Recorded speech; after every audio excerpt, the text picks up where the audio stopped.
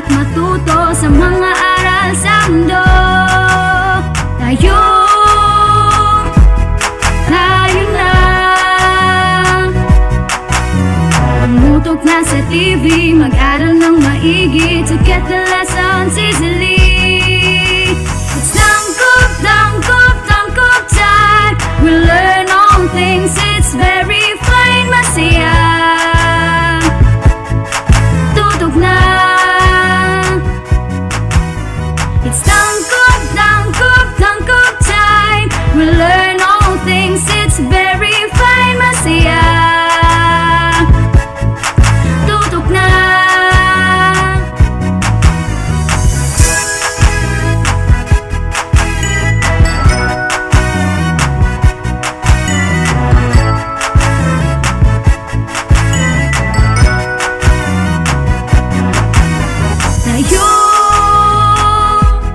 Tayo na. Let's come and learn together, supporting one another. We love, we care, we share. It's tangkop, tangkop, tangkop time. We learn all things, it's very fine, masaya. Tutok na. It's tangkop, tangkop, tangkop time. We learn all things, it's very fine, masaya. Tutok na.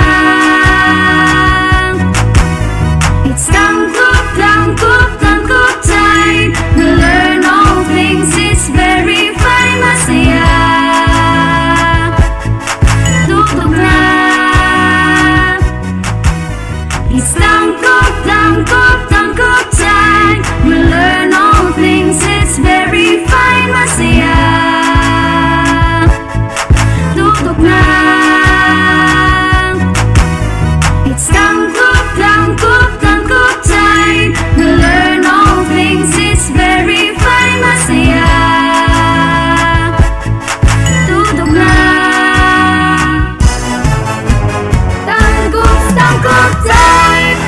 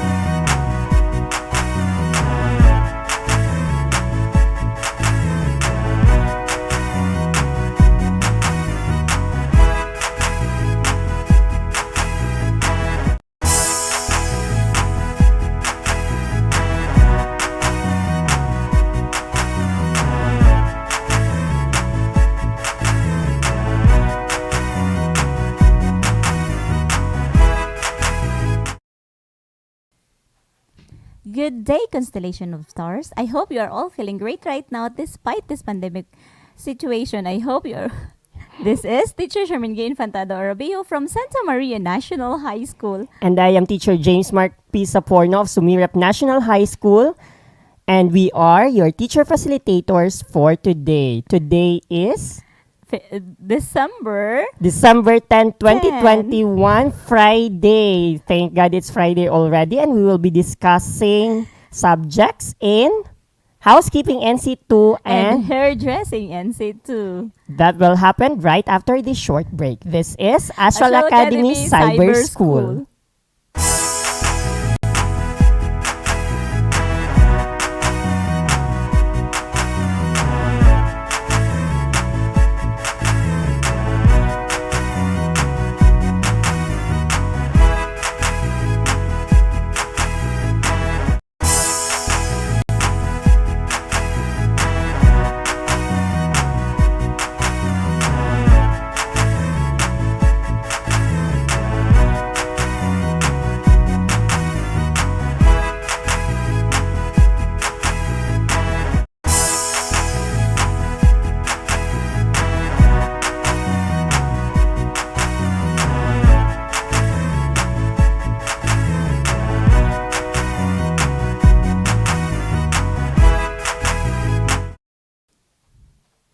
And we are back still here in Astral Academy Cyber School. All right, now we will start our discussion with our first specialized subject, which is Housekeeping NC2. And our learning competency for this afternoon is Discuss safety measures and procedures in handling cleaning tools, equipment, and other supplies. all right, so that is our topic for today. So as we all know, housekeeping is a physically demanding job that is classified as moderately heavy to heavy work.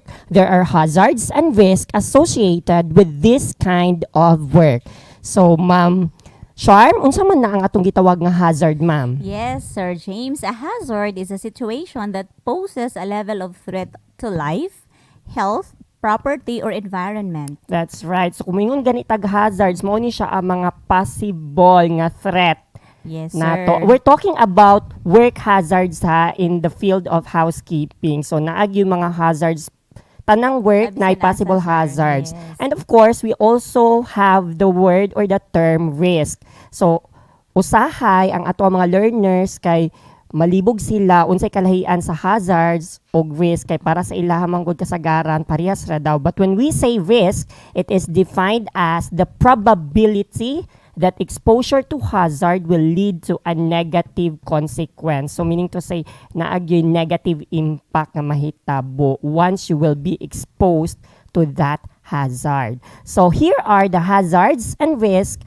associated with the housekeeping work. First, Slips and trips. alright, so first is slips and trips kay housekeeper man ta, so na tendency that we will be cleaning wet floors, Yes, wet sir. areas as well. So pwede ta ma-slide. At the Madali, same yes. time, pwede po ta matakil po if dili proper ang atong shoes nga gigamit. Yes, Sir James. And then another one, It is false. okay, you might be falling as well. Dili tong ma-fall in love. But ma-fall as in literally nga mahagbong jug ka or mahagba ka sa salog Salog. or sa ground. And then, Lifting injury. okay, there is also hazard or risk in lifting injury. So mauni siya kay since heavy man nga work ang housekeeping, nagi mga probability and possibility nga kinahanglan ta mo aswat usahay og mga bugat nga butang, especially Kanang kung mga manglimpyo ka og boxes dako kay na- example manglimpyo ka og dako kay nga mahalon nga room and then the bed is Oh, king size or queen size bed. Remember the very first step in making up your bed is to pull away the bed from the headboard. So imo siyang birahon palayo sa headboard aron makatuyo ka.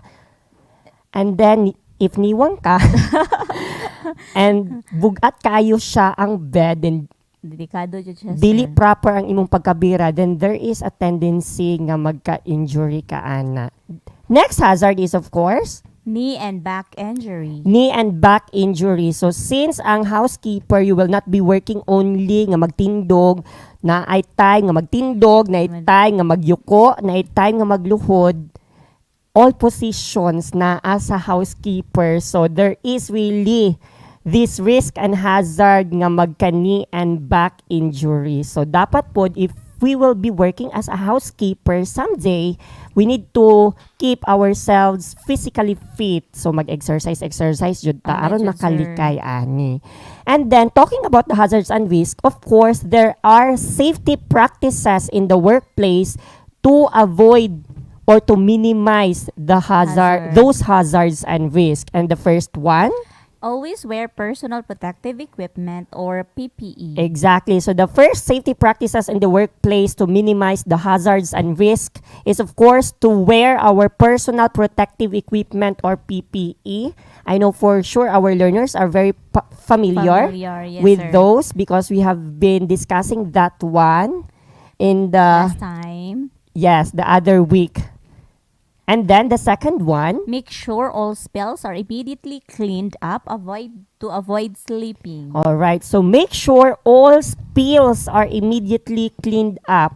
So in other words, if naman gani mga mayabo Or sa hotel, say katong- for example na I guess nga nayabo ang iyahang drinks nga giinom, Sundon jud dapat- dayon, sir. dili gyud na siya padugayan, limpyuhan din siya, mapandayon siya diretso to avoid any sleeping. Kay other than ikaw maslide ato nga spill, mas delikado kung si guest ang or Lagi. other guest ang maslide ato nga spill, kay pwede pa sila mo reklamo.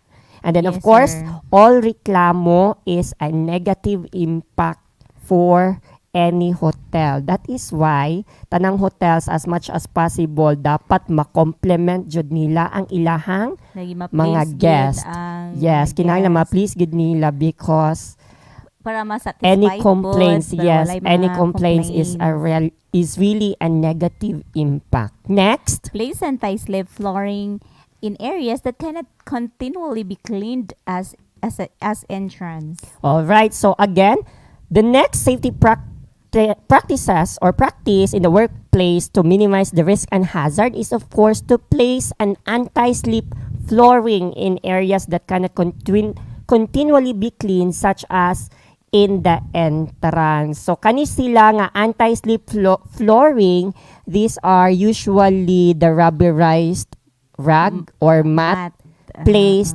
in the entrance or in the hallways outside the CR kanang mga ingon ana. Again ha, anti-slip flooring mat. So meaning to say non-skid, dili mo slide. Kay mao ra ba ni atong nabantayan usay sa uban no? Magbutang-butang lang sila bisag unsa nga trapo dira kay para nindot tan-awon kunuhay or trapuhanan, but then again makaslide hinoon siya. Yes. So we should avoid that one. If ever man gani nga magbutang tag mga mats, especially in the entrance, kinahanglan anti-slip siya or non-skid. Dili siya danlog. Yes. Okay. Next. Maintain clean light fixtures to improve lighting efficiency. Okay, so in most cases, kinahanglan gyud ang tanang hotels, all the corridors, the narrow corridors, hallways, tanang areas, properly lighted. Kay para namang uban nga mga halap-halap bitaw, ma'am. Especially no, if naay mga glass doors, naay ubang mga guest ana nga dili makakita. That's why sa mga hotels, dili pwede ng glass doors nga glass lang siya nga glass as is. Dapat na siya yung mga bitay-bitay or mga pilit-pilit. Kay para mahibawan siya nga glass door siya. Kay nay uban nga mapangka kay abi nilag wala pero naday glass. Yes, and sir. it really happened in the real world. Next. Keep aisles and stairways clear. All right, so we need to, of course, there should be no obstacles in the aisles, particularly the stairways kay para maka-avoid og mahagbong si guest. Another. Place warning signs and mirrors to help improve sight lines and blind corners. Alright, so kung nakabantay mo na ay uban nga magbutang og kanang paliko nga sign, signboard. yes. Or this area, paliko ni siya, this area, panaog ni siya, particularly kung naay mga May one arrows, steps mga up, yes. Kay para makalikay og disgrasya. Another. regularly inspect, clean and repair tools. Of course, kinahanglan tanang tools nga atong gigamit limpyo kanunay then tanawon pud nato sila kung dili ba sila guba. Yes, Because of if guba course. sila, that's the last one. Do not use damaged tools. Okay, do not use damaged tools kay naay tendency if atuan na siyang ipugos og gamit, kita na hinuon may aksidente or madisgrasya na. Again, dili ipugos o gamit ang dili na pwede maggamit. So those are the safety practices in the workplace.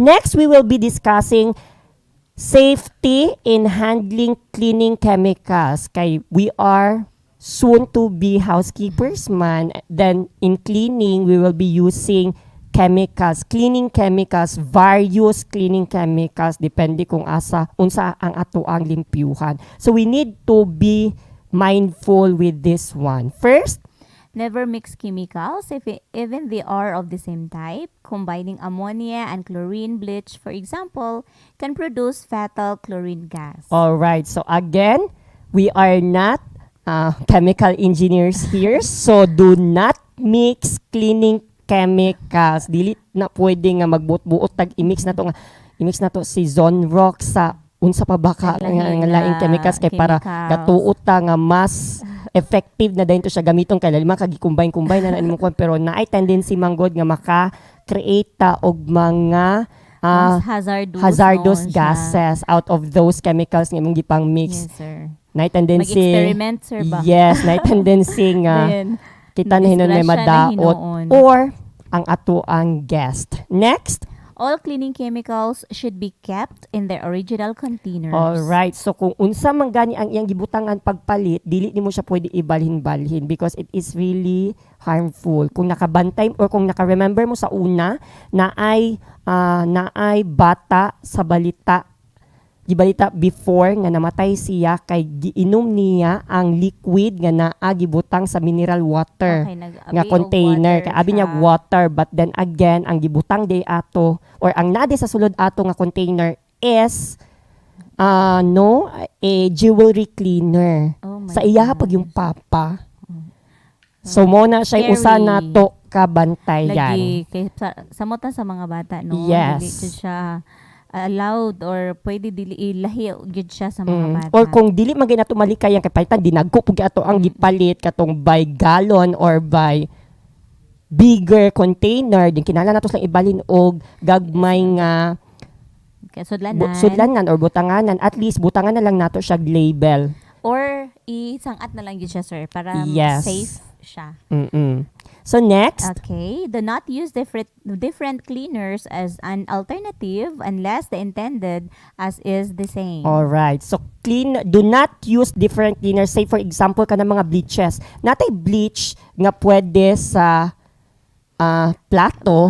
Yeah, But of course, dili ta mo gamit atong bleach nga intended para sa toilet bowl. Ha? Okay? So again, if ever nga magamit tag mga cleaning chemicals in the future, we need to read the manufacturer's manual or instruction kung para asa na siya intended. Dili ta magbuot-buot og gamit bisan asa niya because there is risk in that.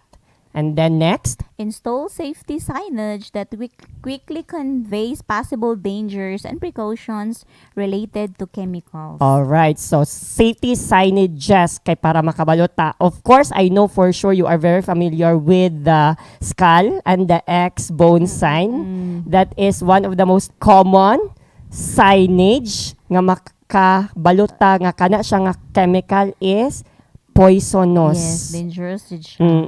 And because of that, we need to be familiar with these signal words. First, we have caution, second, warning, and then lastly, the danger. So kung mayroong tag caution or ang cleaning agent container na ay caution, meaning to say kani siya nga product. Should be used carefully but is relatively safe. Okay, so kani siya kinahangla ay safe ra siya gamay, Gamiton. pero kinahanglang gyapon cautious ta sa paggamit niya. Yes, sir. Okay. Next word or signal word is the warning sign. So kung naay warning sign nga naka-print sa container sa cleaning chemical, meaning to say, The product is moderately toxic. moderately toxic. So makahilo siya gamay. So of course, kana bitong wingon tag moderately toxic ha, meaning to say if ever magay nga nay contact sa atong lawas ginagmay, safe ra ta. But then again, if daghan ang contact sa imuha, Gihapon siya. makadaot gyud siya. And then lastly, of course, the danger signal word. Yes, the product is highly toxic and may cause permanent damage to skin and eyes. Kana mga acidic na Yes, kaayo sir. nga makas-cause na og scar and all. And then, of course, as a bonus to you or as a reminder, the personal protective equipment commonly used in the housekeeping works are the safety headwear, boots, eye protective wear, and of course, the gloves. So that's it for this afternoon's topic in the housekeeping NC2. Now we will move to your activity for this week. And in your SLM, you can see there the question or the instruction. Give at least 2 safety practices in the workplace and briefly discuss each. That is worth 5 points each. Okay, more discussions when we return. This is Astral Academy Cyber School.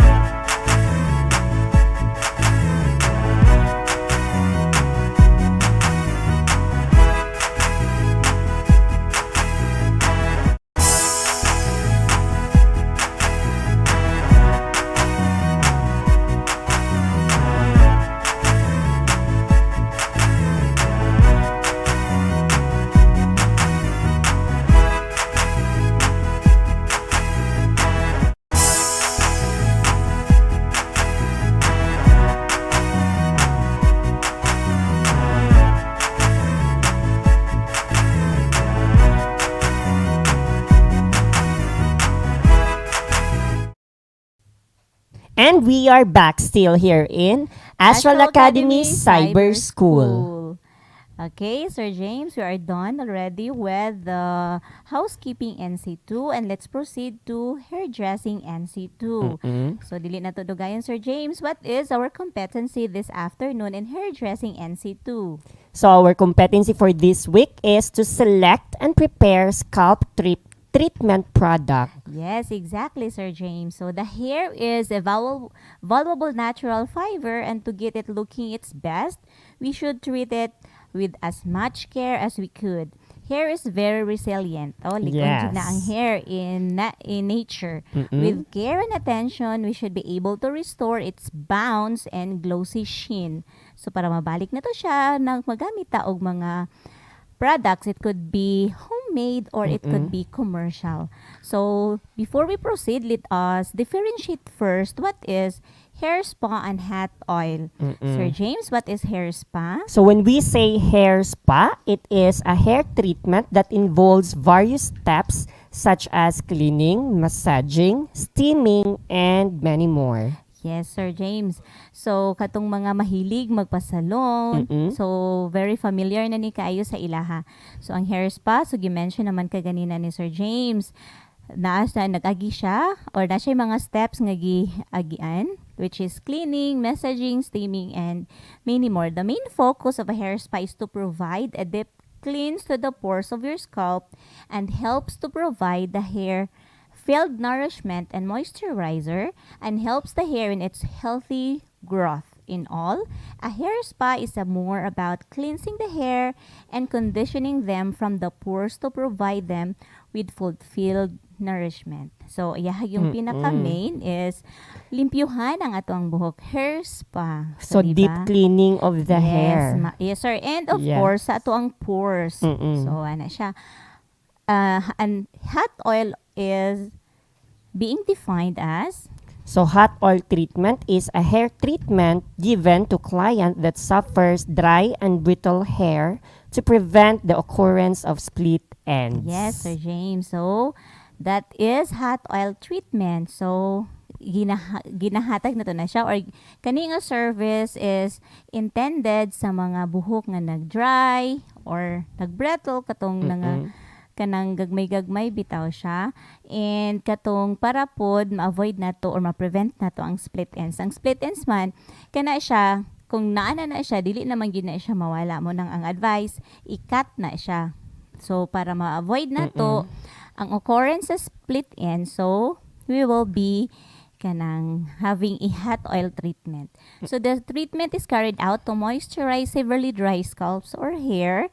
It is best to use a good quality olive oil as this is the most refined and purest oil with the most moisturizing qualities. So kanang olive oil, daghan mga oil. Yes, olive oil is also used in cooking. One of the most expensive actually. Yes, so mo pud siya sa hot oil ang gina-advise pero dili pod siya olive oil alone ang gamiton para i-apply sa buhok. So it involves coating your strands in hot oils to reap the benefits. There are many different types of oils that are used like coconut oil kay very common man na nato dan hino sa ato ang country. The mo na product nato danhi. And depending on the benefits we are aiming for. So there are two kinds of hot oil treatment. The first one is a homemade hot oil treatment. Sir James? Homemade hot oil treatment. This type is simple to make and the ingredients are easily found in the kitchen. Common natural oil like coconut, vegetable canola, olive, or jojoba. You may combine them. Yes, Sir James. So kung kaganina katong ato ang mabalikan to imuhang topic kaganina nga dili pwede i-combine ang tanan nga mga kanang chemicals dan hipod sa homemade hot oil treatment. Pwede nato i-combine to tanang mga oils nga imuhang gi-mention earlier, Sir James. So, isa sa example sa homemade hot oil treatment is kakanggata or nakahinumdum pa ka, Sir James, or naka-experience pa ka ni katong gamay pa ka or tanga kanang tawag ani lubi ba? Fresh coconut milk, no? Oh, yes. Yes. Kanang lubi nga kay kanang Ipambutang sa wala akong experience pero kung Wala. mama magbutang ana sa yes, una. kanang tawagan ni ikuan ba kanang kauno ay usapon dayon. Pugon Oh, kanang pugon. pinugo ma'am. Dili ana lang. O di ba, ana siya. Pero kaning example na to karon, medyo social siya, dili siya para sa to. So, there's another kind of homemade hot oil made from kakangkata, which is extracted from grated coconut. So, kagod siya. All you need is a cup of hot water. So, ininit na tubig, 1 piece calamansi, and 1 small size grated coconut. Pour hot water into the grated coconut. So, katong ininit tubig, ibutang siya dito sa kinagod nga lubi.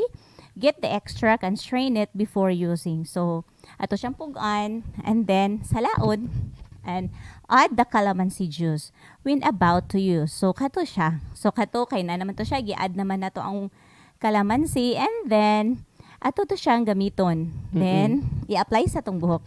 Then, ato apod siyang ihumol. Dili po diretso na to siya. O waswas. Waswas. Before. Ihumol na to siya before ta mag-shampoo. So, mo to example sa homemade hot oil treatment. I think that is also new to our learners and also to the parents who are watching because murag dili sa familiar na mag-add og kalamansi ma'am. Yes, sir. No, kasagaran ka diretso. Diretso or usually gani kanang tubig lang nga kanang normal lang lukewarm water, Yes. ibutang dadto dayon. Gibutang ay kuan na din sa buhok, i-apply din sa buhok. Because the Yes, hot sir. water ma'am no kay can easily penetrate the Yes, hair. sir. Then, ang kuan po na, ng uban po, kung dito po na siya i-apply sa salon, ang ginagamit po na dili diretso butang sa buhok, napoy cotton. Ang cotton mo ay gigamiton niya para i-apply sa buhok o sa scalp. So, niya na siya. Para-paraan lang sa salon, pero pariha gyapon siya og result.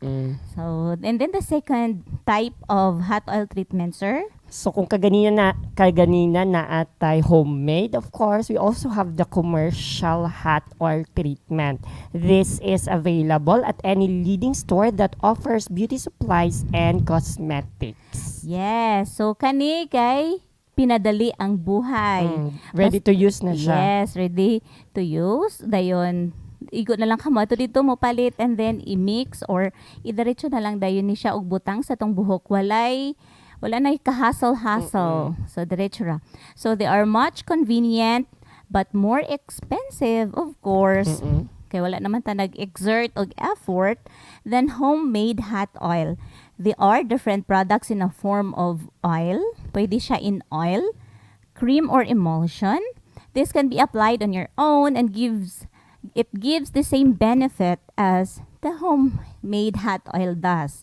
These branded hot oil treatment products are the one that are being used in every salon. So katong mga kanang commercial nga mga hot oil products mo na ginagamit sa salon. Daghan na ba kayo karon og mga commercial ma'am no nga mga pangbutang sa bisan asa sa buhok, Yes, pero uban pero dapat careful ta. gihapon ta. Kay nay uban mga fake ma'am no. Nay mga emit, sir. Yes. Nay mga ningana siya. So we need to be very mindful with that. Yes, sir, exactly. So bisan asa karon kay daghan na bitaw kayo mga emit. Yes. So bisan asa siya nga bisan unsa nga mga product kinahanglan gihapon ta mag kanang cautious gihapon ta sa tong pagpalit sa mga brands, especially sa mga brands. Kaya ang mga fake manggod walay quality assurance, so dili ta sure if kanang effective yes or harmful ba ka na yes, siya. hazardous sa Yes. uban kay kanang makakos na to og allergy. So mo na siya nga dili gid ginaalaw nga magpasagad ta og palit labi na kanang ang uban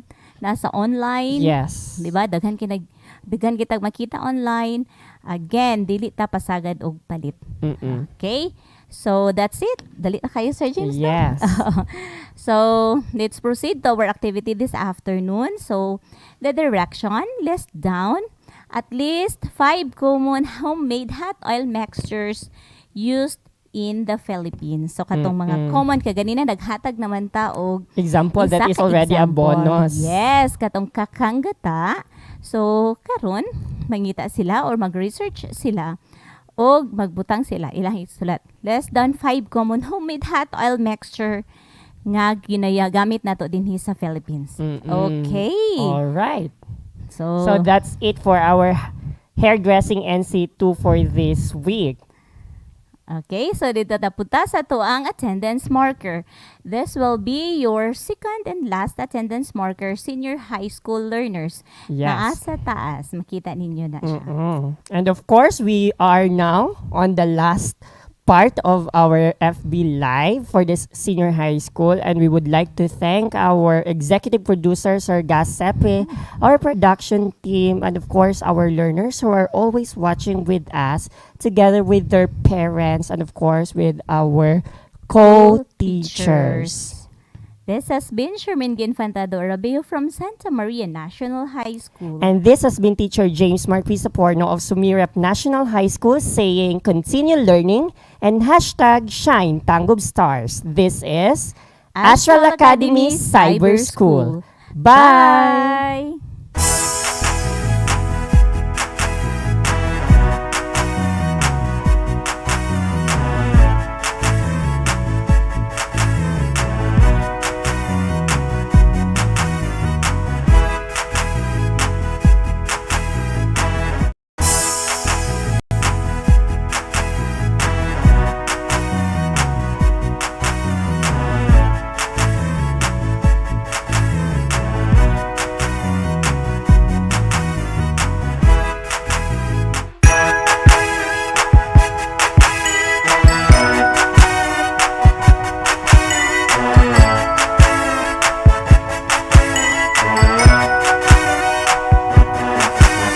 Tayo, tayo na. Buksan ang mga radyo, lina at matuto sa mga aral sa mundo. Tayo, tayo na. Tumutok na sa TV, mag-aral ng maigi to get the lessons easily. It's tangkop, tangkop, tangkop time. We learn all things, it's very fine, masaya. Tutok na. It's tangkop, tangkop, tangkop time. We learn all things, it's very fine, masaya. Tutok na.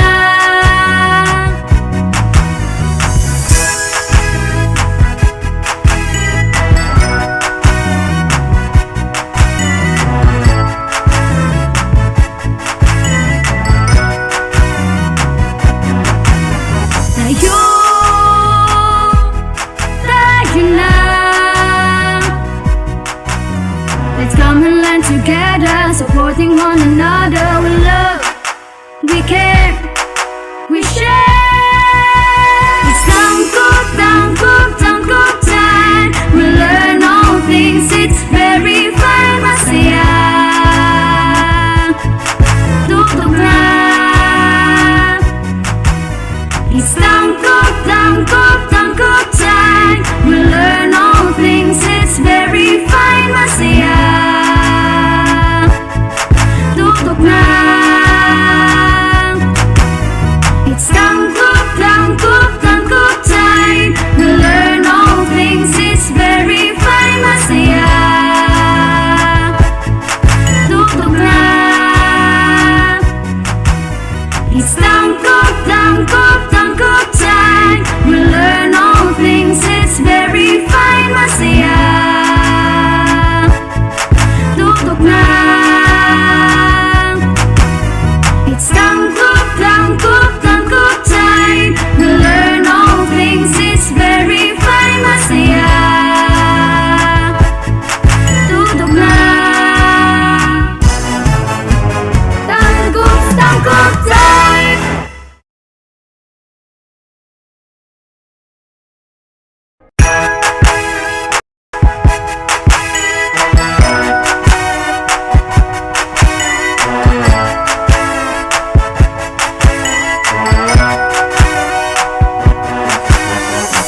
The Department of Education, Division of Tanggub City, in partnership with the local government unit of Tanggub, presents Ang Tangkub, Transforming Advancement in the New Normal, Guiding K-12 Learners under broadcast media, crafted in response to the need of making education possible and accessible to students at the comfort of their homes.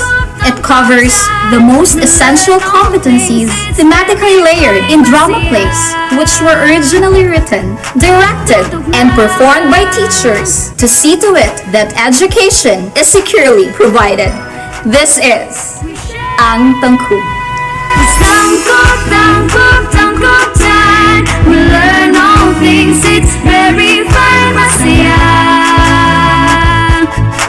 Tangkub na.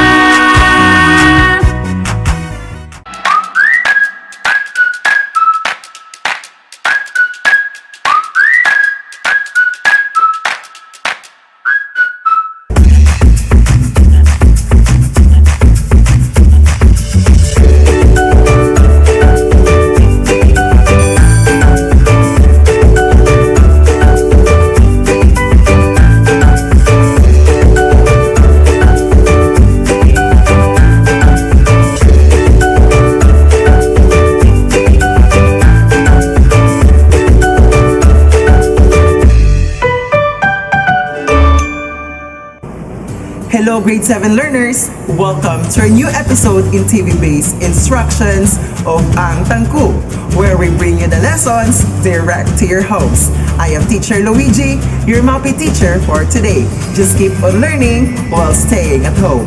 Physical fitness is the body's ability to function effectively and efficiently without necessary fatigue in work, leisure activities, to meet emergency situations, and to resist diseases from sedentary lifestyle. Stay tuned, my dearest learners, because at the end of this episode, you should be able to review the goals based on physical fitness assessment results. But before that, let us play back this part of the scene.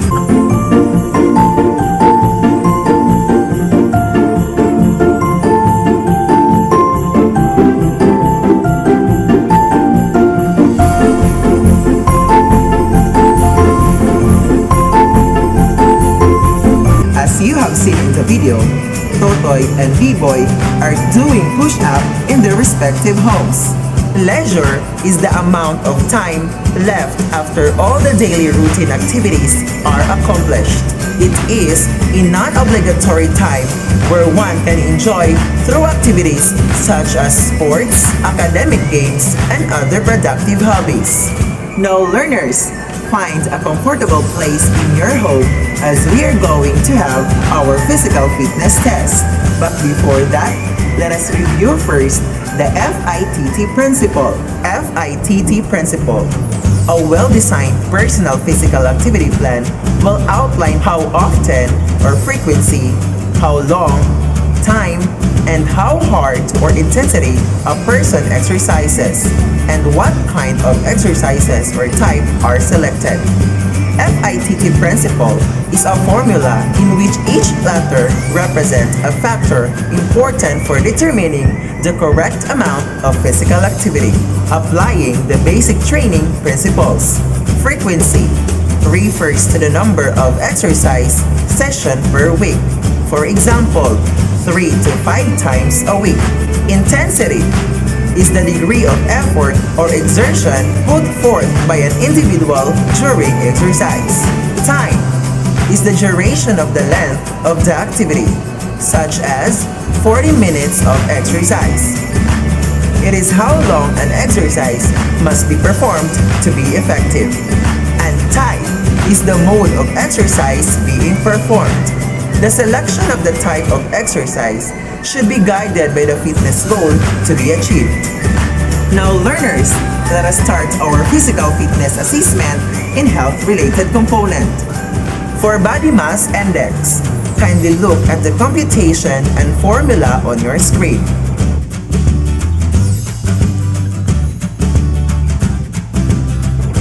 Classification of body mass index.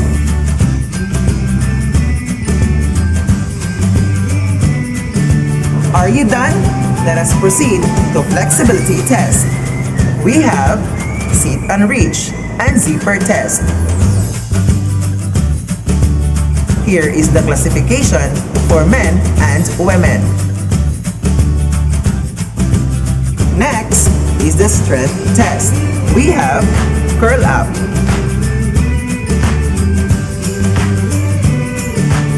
Here is the classification for men and women. For cardiovascular endurance, we have 3 minutes step up. Record your heart rate per minute before and after the activity. Here is the table for males and females. Now learners, let us proceed to skill-related fitness test. For speed, we have 40 minutes meter sprint.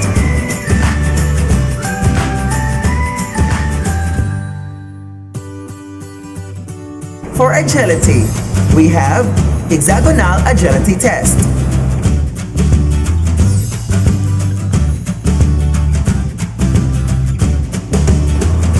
For reaction time, we have stick drop test.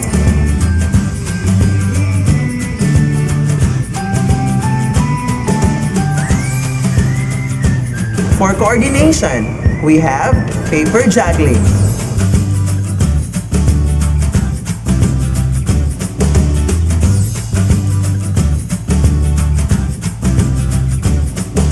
For balance, we have stork balance stand test. And for power, we have standing long jump. Now learners, keep in mind that after doing the test, kindly fill in the table printed in your SLM.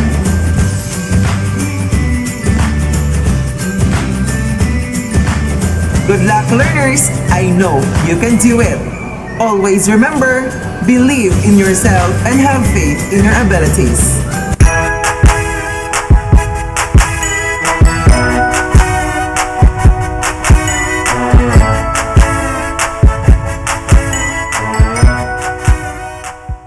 Magandang araw, Grade 7 learners!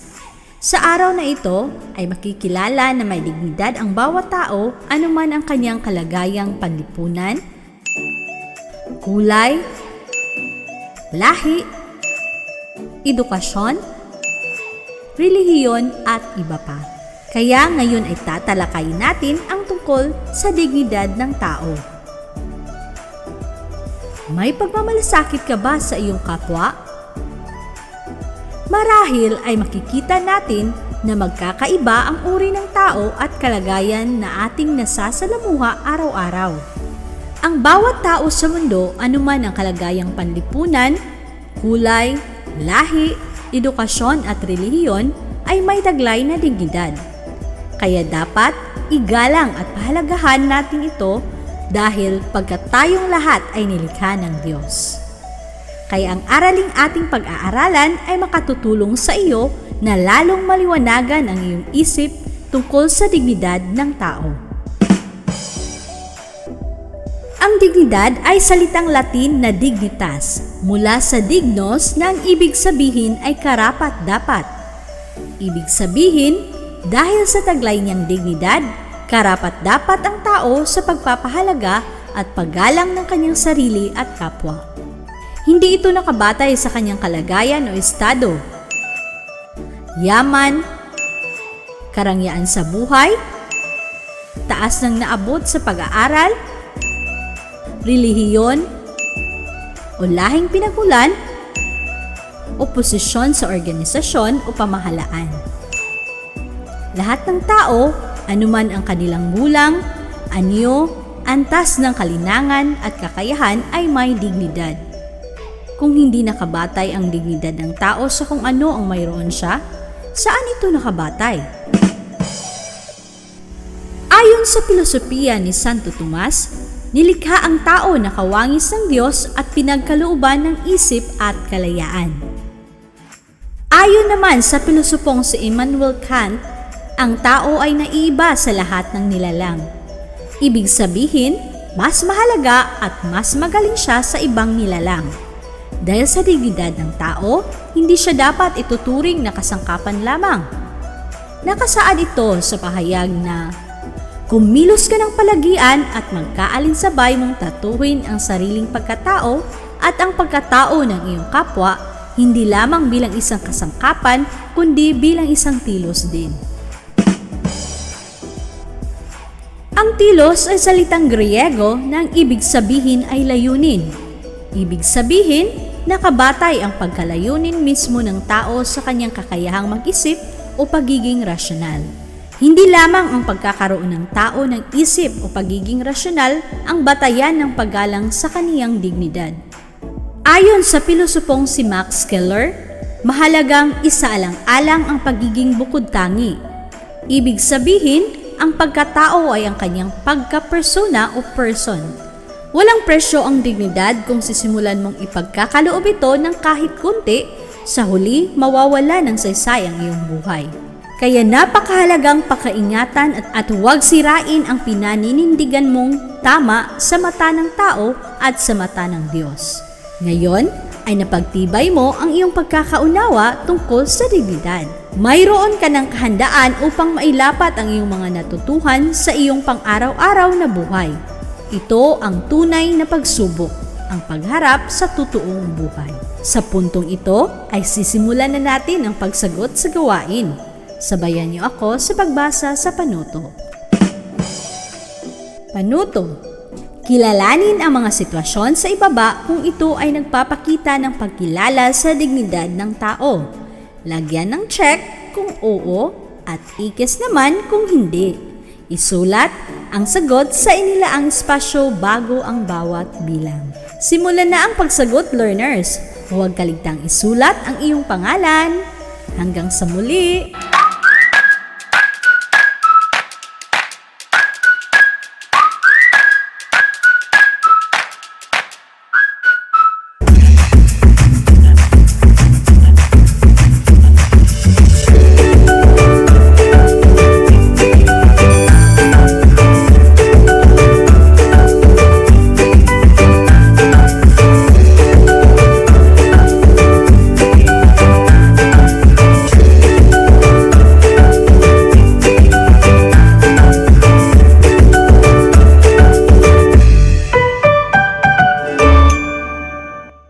Hello, grade 8 learners! Welcome to our new episode in TV-based instructions of Ang Tangku, where we bring you the lessons direct to your homes.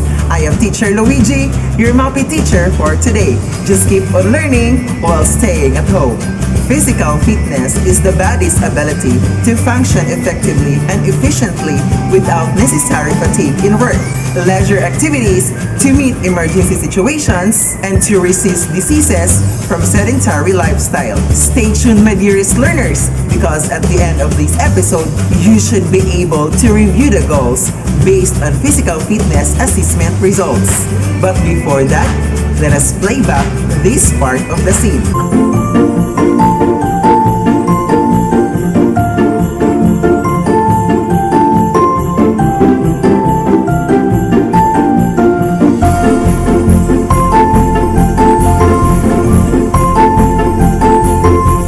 As you have seen in the video, Totoy and B-Boy are doing push-up in their respective homes. Leisure is the amount of time left after all the daily routine activities are accomplished.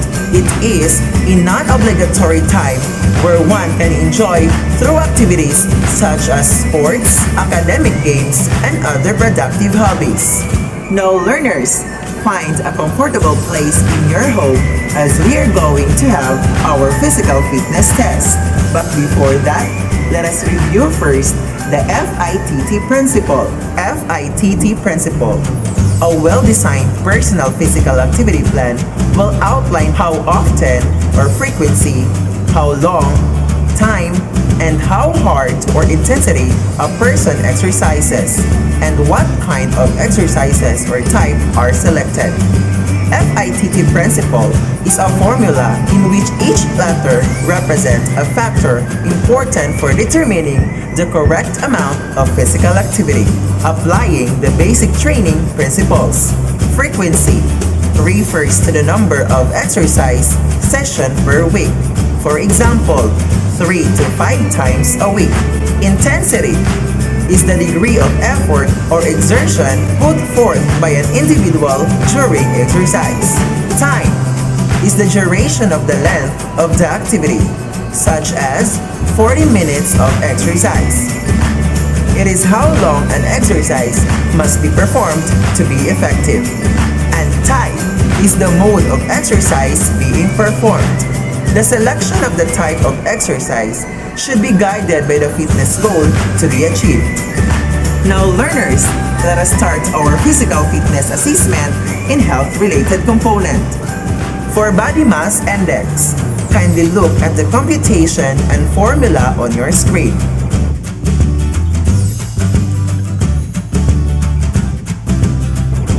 Classification of body mass index.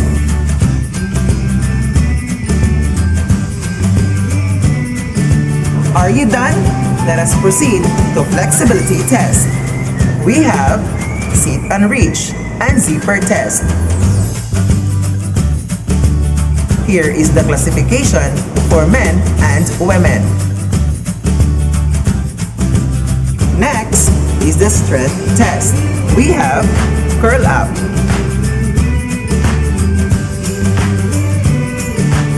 Here is the classification for men and women. For cardiovascular endurance, we have 3 minutes step up. Record your heart rate per minute before and after the activity. Here is the table for males and females. Now learners, let us proceed to skill-related fitness test. For speed, we have 40 minutes meter spread.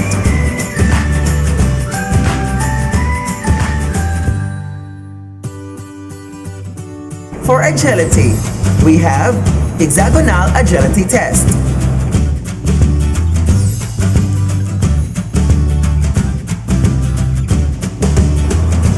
For reaction time, we have stick drop test.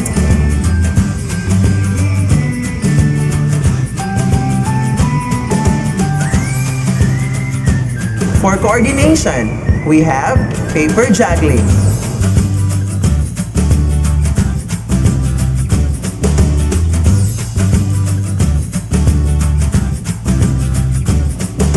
For balance, we have stork balance stand test. And for power, we have standing long jump. Now learners, keep in mind that after doing the test, kindly fill in the table printed in your SLM.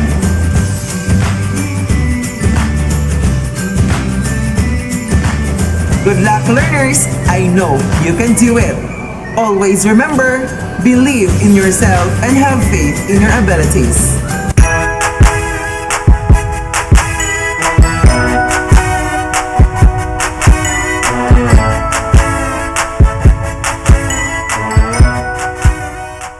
Saan nanggaling ang mga nararamdaman mo?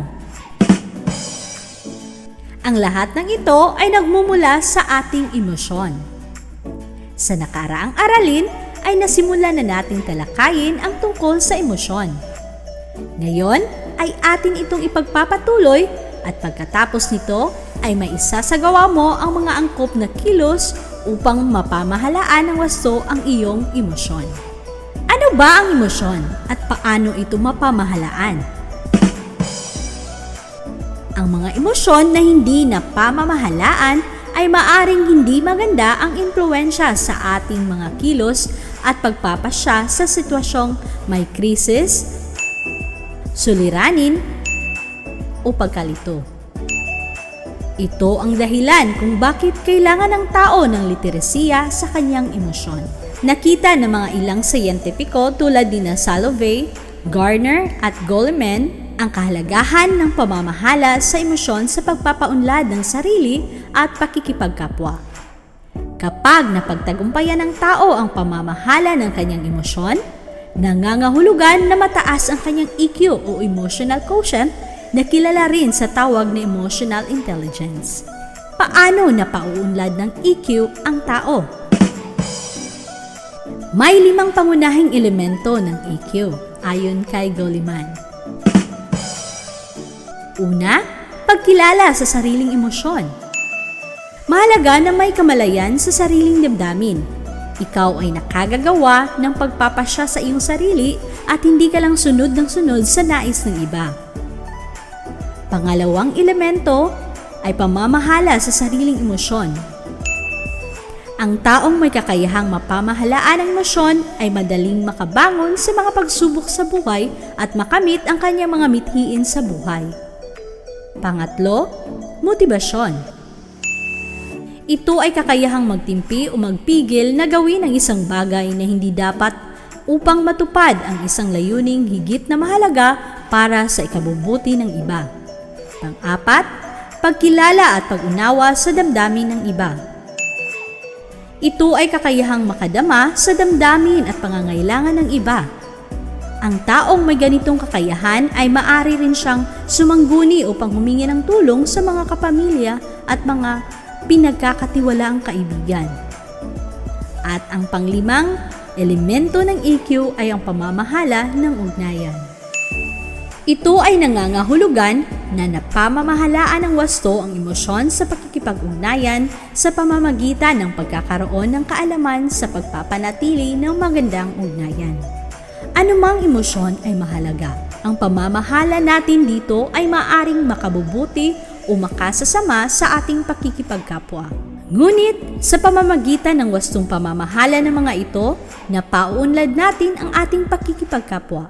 Mahalaga na makapagbalangkas ka ng pamamaraan upang makayanan at mapagtagumpayan mo ang mga emosyon, bunga ng iyong pinagdaraanan at mga karanasan. Ilan sa mga mungkahing paraan upang mapamahalaan ang mga ito, ayon kay Murato, ay una, tanungin ang sarili. Hayaan ko bang magawa ko ang di karapat-dapat? O mas pipiliin kong gumawa ng makabubuti? Mahalagang na ipahayag natin ito ng maayos upang mapanatili natin ang ating mabuting ugnayan sa ating kapwa. Pangalawang paraan, tanggapin na ikaw ay takot harapin ang takot. Ngunit isipin na mayroon pang higit na magandang mangyayari. Maging positibo sa pagharap sa hamon ng buhay. Pangatlo, isaisip na ang tagumpay ay hindi nasusukat sa yaman, kapangyarihan at pagiging tanyag kung hindi sa kakayahan na mamuhay ng may pagpapahalaga at dangal. Pang-apat na paraan, dapat matutunang tanggapin na may hangganan ang lahat ng bagay na mayroon tayo, tao man o bagay. Hindi naman ito nangangahulugan na magiging wala kang pakialam o wala silang halaga sa iyo. At ang panglimang paraan ay sa tuwing ikaw ay nawawala ng pag-asa, isipin na may mga taong maaari mong pagkatiwalaan at mahingan ng tulong. Buksan ang isipan at kalooban na kaya mong makamit ang hangarin sa buhay. Ang mga iminumungkahing paraan, kalakip ang mga bertod, ay nakatutulong upang mapamahalaan ang emosyon at maging magandang gabay sa pagpapasya tungo sa matiwasay na pamumuhay at maging produktibong miyembro ng lipunan. Hangad ng bawat isa ay magkaroon ng matiwasay, masaya at makabuluhang buhay sa pamamagitan ng mabuting ugnayan sa sarili at sa kapwa. Kaya, nararapat lamang na sa araw-araw nating pamumuhay ay piliing maigi ang mga bagay na pagtutuunan ng higit na pansin. Mahalaga na magtiwala sa sarili, sa kapwa at sa Diyos sa paggawa ng pagpapasya tungo sa ikauunlad ng isang pakikipagkapwa. Hayan, sana ay manutuhan kayo sa araling ito. Sa puntong ito ay sisimulan na natin ang pagsagot sa gawain. Sabayan niyo ako sa pagbasa sa panuto. Magbalik tanaw ka ngayon. Isipin mo ang mga emosyon na madalas mong mararamdaman na nagdudulot ng hindi magandang epekto sa iyo at sa iba. Isulat ang mga ito sa loob ng bawat bahagi ng bilog. At sa bawat kahon, magtukoy ng mga maimumungkahi mong paraan upang mapamahalaan mo ito kapag muling maramdaman. Maaaring higit pa sa 2 pamamaraan ang maibabahagi mo. Gawing batayan ang graphic organizer sa ibaba na makikita rin sa inyong self-learning materials. Simulan na ang pagsagot, learners. Huwag kaligtang isulat ang iyong pangalan. Hanggang sa muli, paalam!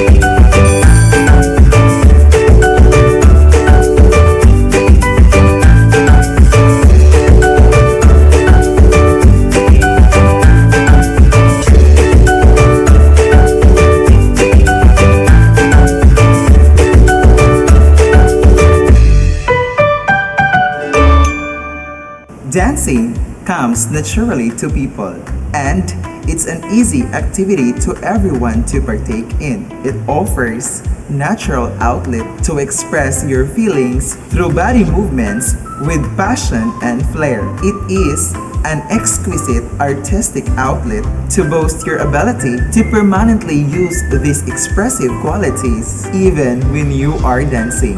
Happy New Year, grade 9 learners! It's 2021! Welcome to our brand new episode in TV-based instructions of Ang Tangkub, where we bring you the lessons direct to your homes. I am Teacher Luigi, your MAPI teacher for today. Just keep on learning while staying at home. This episode introduces you to the art of social dancing and dance mixers. How these dances provide you with the necessary skills and understanding of an appreciation of the artistic, athletic, and social features of the dance. Stay tuned, my dear learners, because today you will be able to describe the nature and background of the dance, especially social dances. So learners, kindly take a look on this scene.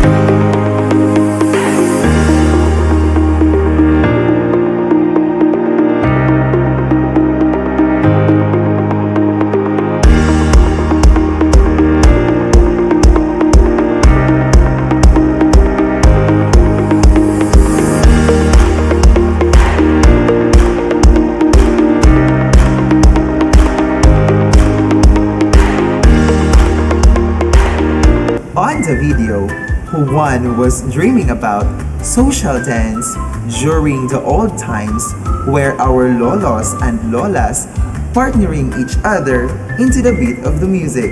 They prefer to call it as baile. Now learners, why do people dance?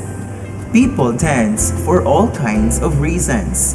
To mourn, to celebrate, to heal, to give thanks, to preserve culture heritage and treasured legends, to demonstrate physical prowess, to assert individuality, to provoke and to entertain. Almost everyone can dance, regardless of age or ability. Are you excited to dance? But before that, let us know first the nature and background of social dances and how it benefits your life. Social dance is dance which is recreational and generally executed with a partner and in groups or as a community activity for fun and enjoyment. Social dances and dance mixers are dances. Sometimes it does not require a partner, but actually some people in an institution or community. Generally, social dance is organized within a community through volunteer leaders or to raise money for benefits rather than by professional engagement and management. Of course, a few professionals make their business from coaching social dancing, and some initial basic learning may be advantageous for a newbie or for refinement or more advanced technique. Nevertheless, the handling on from an individual to a person and generation to generation is more a community-based tradition, and much of the development of social interaction in conventional dance is required through everyday participation with older veterans handling onto the enthusiastic young. Social dance can derive from or be an interest within many different genres. It can be the folk dances of a particular village performed at the local green or community center, or it can be old-time dancing performed in a barn or public hall, or even ballroom dancing. Latin American, salsa or rock and roll, or any contemporary dance that is public recreational instead of for display or commercial B. Many social dances are dance mixers, and the primary function is that people oath to mix and often exchange partners. The optimum purpose of social dances involve organizations of people enjoying activity within sets where groups and couples regularly change places or even partners. Some of the primary forms of group dancing within sets known as country dancing, or those in which couples are aligned in either long ways, circular or columnar formation, or in squares called quadrilles. Social dances are classified into two major dances, namely Latin American dances and modern standard dances. Latin American dances are dances originated in Latin America. These include salsa, mambo, merengue, swing, cha-cha-cha, rumba, pasodoble, jive, and boogie. Modern standard dances are dances that fall into the standard category, namely waltz, tango, foxtrot, Viennese waltz, slow waltz, and quick step. Now learners, let us talk about the benefits of social dancing. Number 1, improves your social life. This will allow you to interact with new people every week, and you will meet more people each time you go out. Meeting people while dancing is an amazing way to make new friends and increase your social circle. As another bonus, social dancing can help to prevent feelings of loneliness due to sociability of dancing with a partner.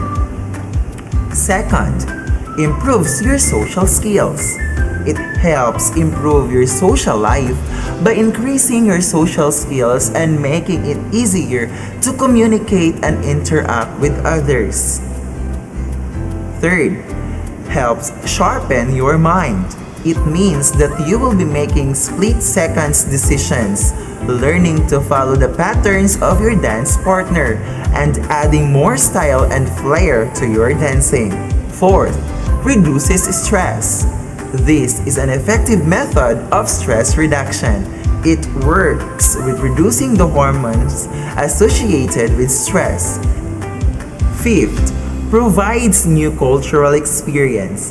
This will give you opportunity to discover new aspects of different cultures through different dances, and you will be able to find new cultural experiences as you meet new people.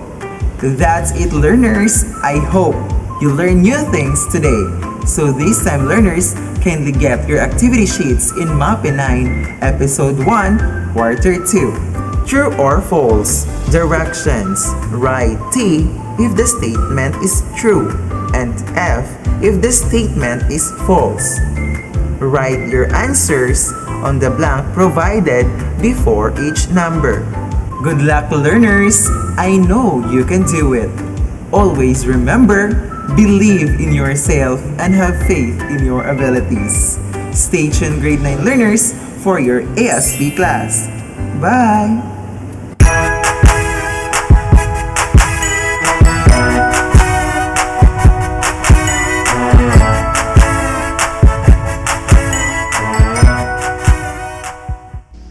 Magandang araw, grade 9 learners!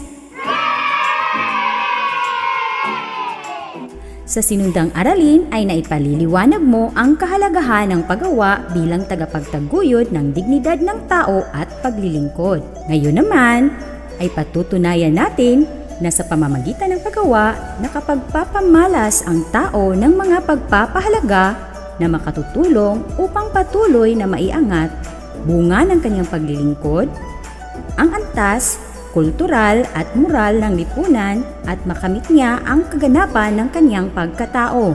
Matatandaan na ang paggawa ay ang mga simpleng pagkilos upang gawin ang isang gawain. Maaaring tumutukoy sa mga sumusunod: trabaho, empleyo, pinagkakakitaan o negosyo, gawain, pinagkakaabalahan, akda, obra, at iba pa na may kinalaman sa iyong pagkilos.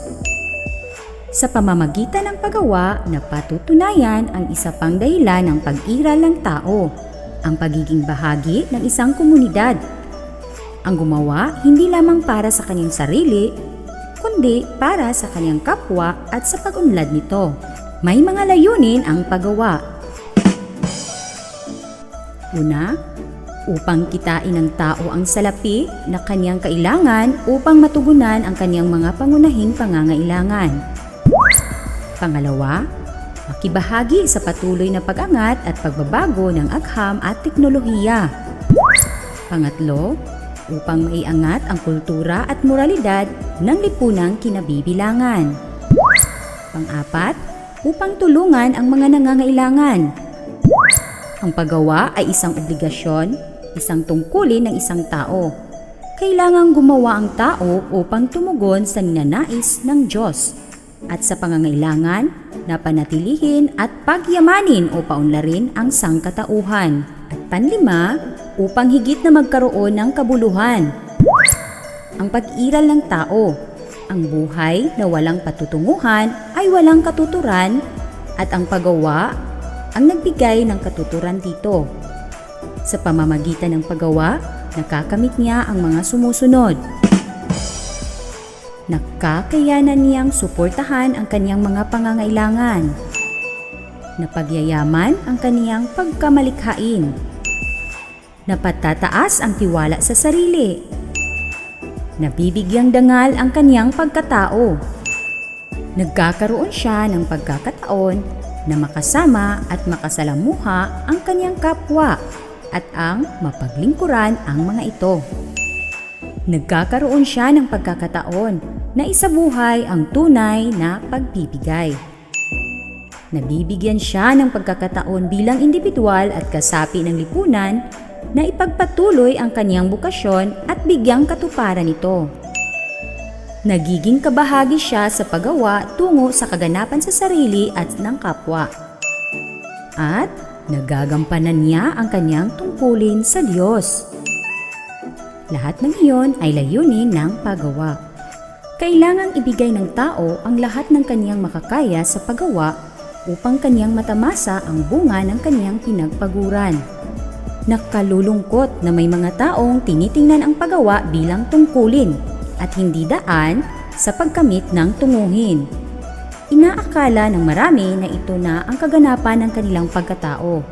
Ngunit, sa maraming mga pagkakataon, nahihinuha ng tao na kahit gaano kalayo na ang kanyang narating, kahit ganong yaman na ang kanyang naipon, o kahit gaano na kataas ang paggalang ng ibang tao sa kanya dahil sa kanyang nakamit, ay hindi pa rin makakamit ng tao ang tunay na kaligayahan na siyang pinakahuling tunguhin ng tao.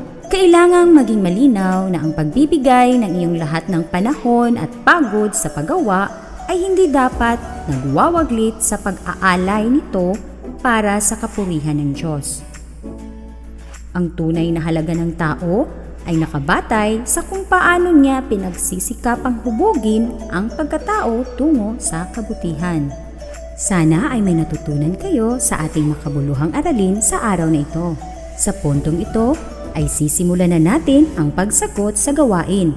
Sabayan niyo ko sa pagbasa sa panuto. Panuto. Magbigay ng patunay na sa pamamagitan ng paggawa na kapagpapamalas ang tao ng mga pagpapahalaga na makatutulong upang patuloy na maiangat bunga ng kanyang paglilingkod, ang antas kultural at moral ng lipunan at makamit niya ang kaganapan ng kanyang pagkatao. Itala ang mga karanasan sa paggawa ng mga tao na nakatulong upang maiangat ang kultural at moral na antas ng lipunan. Gawing gabay ang halimbawa sa ibaba. Narito ang halimbawa. Sa pangalan ng tao, Norman King, kauna-unahang nakatapos na ITA sa UP. Ang kanyang nagawa, nagsikap makatapos ng pag-aaral sa kabila ng mga balakid. At ang resulta, nagsilbing inspirasyon upang makilala ang kanilang tribo. Dahil dito, nabigyang pag-asa ang mga kabataan sa kanilang lugar na sa pamamagitan ng matyagang pag-aaral ay maaaring maitaguyod ang sarili at makatulong sa lipunan. Simulan na ang pagsagot, learners! Huwag kaligtaang isulat ang iyong pangalan. Hanggang sa muli!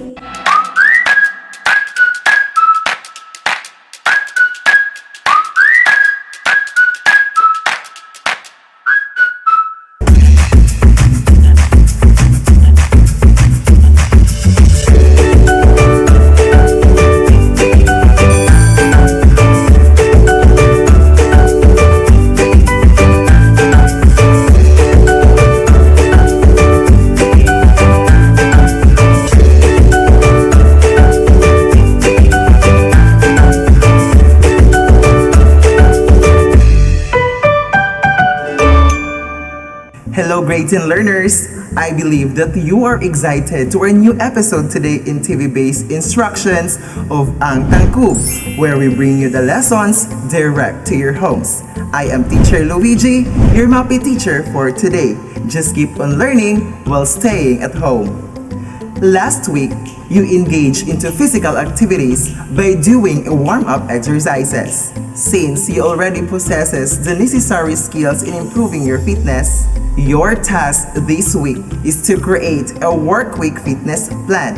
But before that, let us play back this part of the scene. Wala yun. Tara, tayo na. Sabay na tayo. Uy! Ayan! Nagmamadali ka na naman. Ano to? Picture mo na nag-warm up ka? Akin na. Salamat ha. Call of nature eh.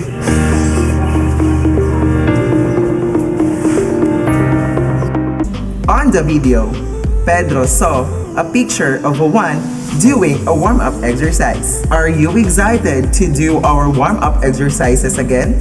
So learners, find a comfortable place in your home as we are going to have our warm-up exercises again. Are you ready? Let us do it by following this procedure. Perform the following warm-up exercises with safety precautions.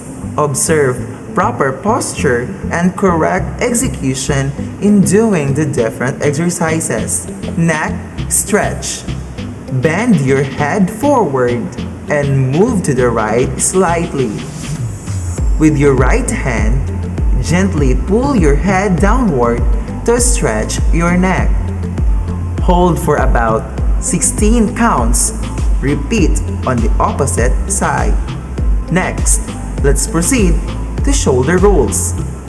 Stand upright position. Roll shoulders in circular motion forward to backward.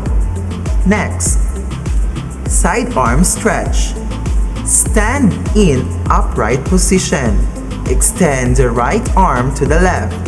Use the left arm or hand to gently push the right arm towards the body to straighten and stretch it.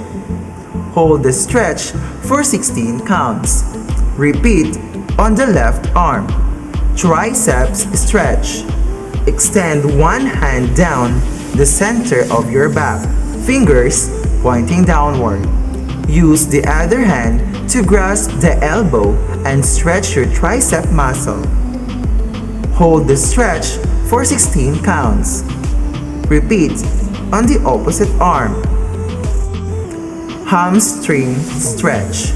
Stand with your feet shoulder width apart, one foot extended half a step forward, keeping the front leg straight.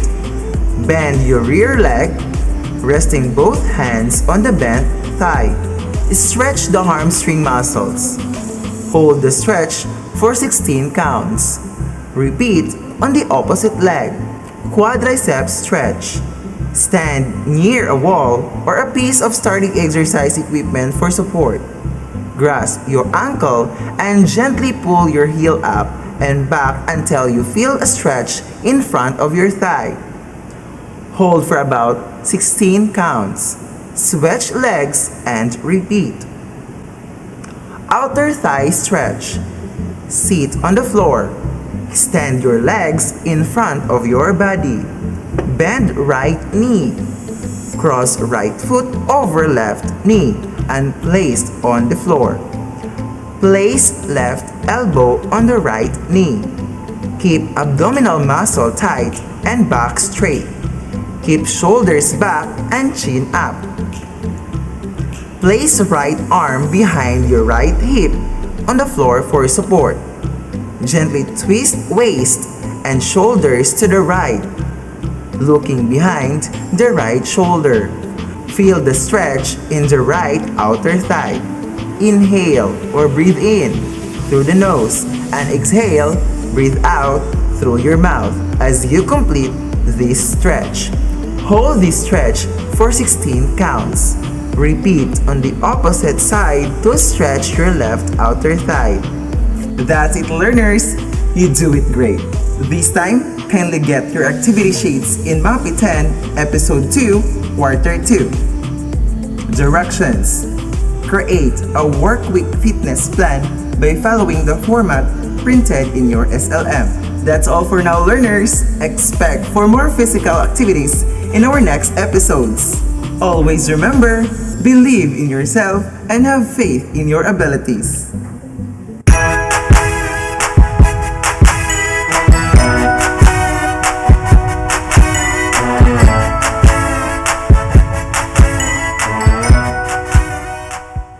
Magandang araw, Grade 10 learners! Natutuhan mo sa nakaraang aralin na ang makataong kilos ay mayroon itong 12 kilos na nahahati sa dalawa. Ito ay ang isip at kilos loob. At sa sinundang aralin ay natutukoy natin ang mga kilos at pasyang nagawa na umaayon sa bawat yugto ng makataong kilos. Ginagamit ng tao ang isip at kilos loob upang siya ay magpakatao at makagawa ng mabuting pagpapasya, lalo na kung ito ay dumaraan sa mga hakbang kung paano isagawa ang moral na pagpapasya. Ano naman kaya ang koneksyon ng isip at kilos loob sa makataong kilos? Sa araw-araw mong kilos, ginagamit mo ba ang iyong isip? May alam ka na ba sa mga kilos na masasabi nating ginagamitan ng isip? Ano ang tawag natin sa mga kilos na iyon? Sa araw na ito, matutuklasan mo at mapagtanto kung ang sariling kilos at pasya kung nakabatay ba ito sa mga yugto ng makataong kilos. Dito mo rin matutunan kung paano magplano at itama ang mga maling nagawang kilos at pagpapasya. Paano mo naman ito masasabing pasok ito sa mga yugto ng makataong kilos? Nakabatay ito sa yugto ng makataong kilos pagkat sa isip, mauunawaan niya ang kanyang layunin at sa kilos loob, ninanais niyang gawin ang layuning kanyang nauunawaan sa kaniyang pagninilay-nilay. Ang makataong kilos ay kilos na isinasagawa ng tao ng may kaalaman, malaya at kusa. Ang isip ay nakukuha niya ito sa ugnayan niya sa realidad sa pamamagitan ng mga panlabas na pandama. Sa makatuwid, ang kakayahang ito na nakakabit sa material na katawan ang nagbibigay ng kaalaman sa isip. Kung ang pandama ay depektibo, nagkakaroon ito ng epekto sa isip. Ang isip ay may kakayahang mag-isip, alamin ang diwa at buod ng isang bagay. Ito ay may kapangyarihang maghusga, mga tuwiran, magsuri, mag-alala, o mag-ala-ala at umunawa ng kahulugan ng mga bagay. Higit sa lahat, may kakayahan itong matuklasan ang katotohanan. Ibinibigay ng isip ang katwiran bilang isang kakayahan upang maimpluwensyahan ang kilos loob.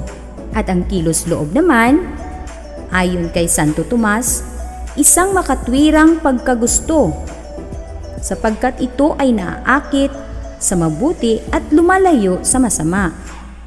Umaasa ito sa isip, kaya't mula sa paghuhusga ng isip ay sumusunod ang malayang pagnanais ng kilos loob. Upang maunawaan ang kalikasan ng kilos loob bilang natatanging kakayahan ng tao, mahalagang ihambing ito sa emosyonal na buhay ng hayop. Kung tungkol sa hayop, anuman ang napukaw na emosyon ay kumikilos ito ng naaayon dito. Kung ito ay galit, maaari itong mangangagat, depende sa kalikasan ng hayop.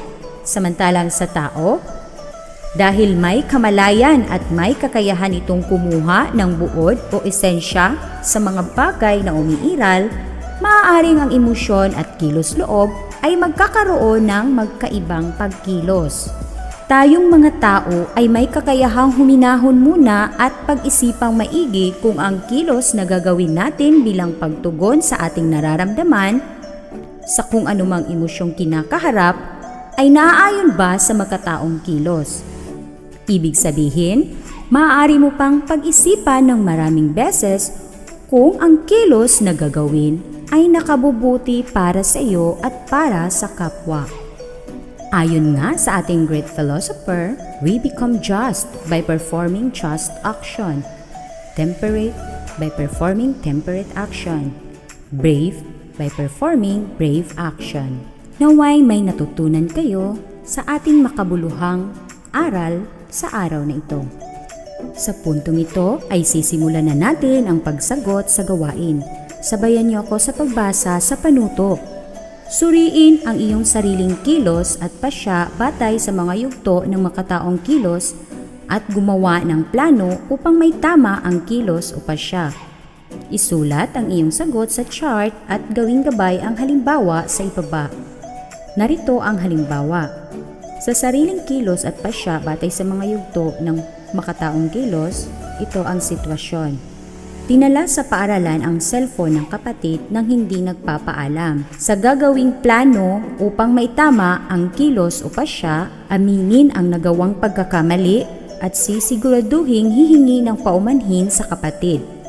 At ipangakong kailanman ay hindi na kukuha o gagamit sa pag-aari niya nang hindi nagpapaalam.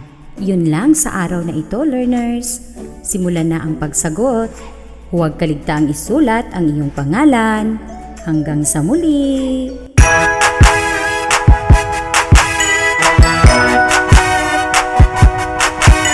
We hope that you have learned the most essential lessons you need to master. See you on our next episodes. This has been We share. Ang Tangkub. It's tangkub time. We learn all things. It's very fun, masaya. Tutok na.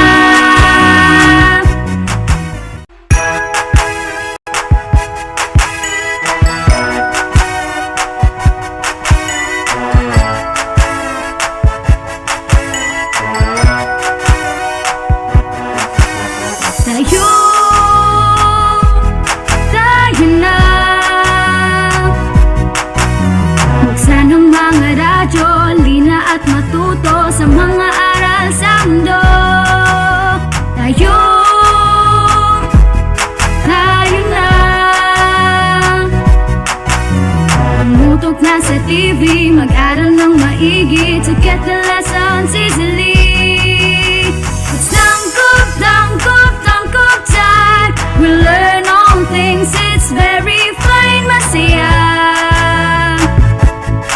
Tutok na. It's tangkub time. We learn all things, it's very fine, masaya. Tutok na.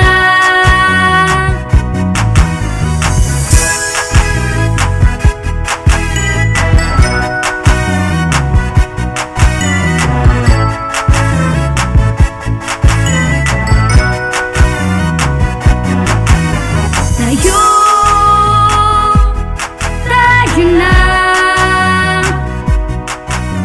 Let's come and learn together, supporting one another. We love, we care, we share.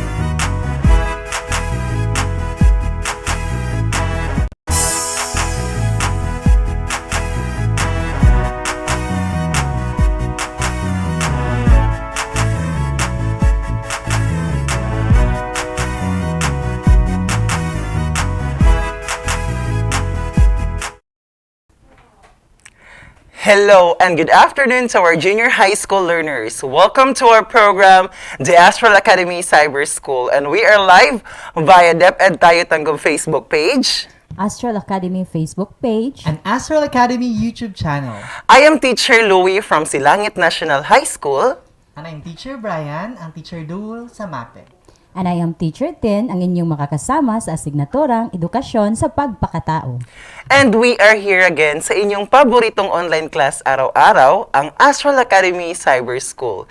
Thanks God it's Friday and we are glad that our learners are still with us no matter where they are and where they live in dahil maparadyo pa man, TV at FB, learning never stops. Hashtag Shine Tanggol Stars. Okay, you're right, Sir Luigi, and I believe sa atong mga learners diri sa Division of Tanggol City are eager to learn more tungod sa ilang pagsubaybay permi sa atong Facebook live facilitation. So, our subjects to be discussed later on are MAPE and ESP. So, junior high school learners, get your self-learning material and stay tuned. We will be right back after this short break. This is Astral Academy Cyber School.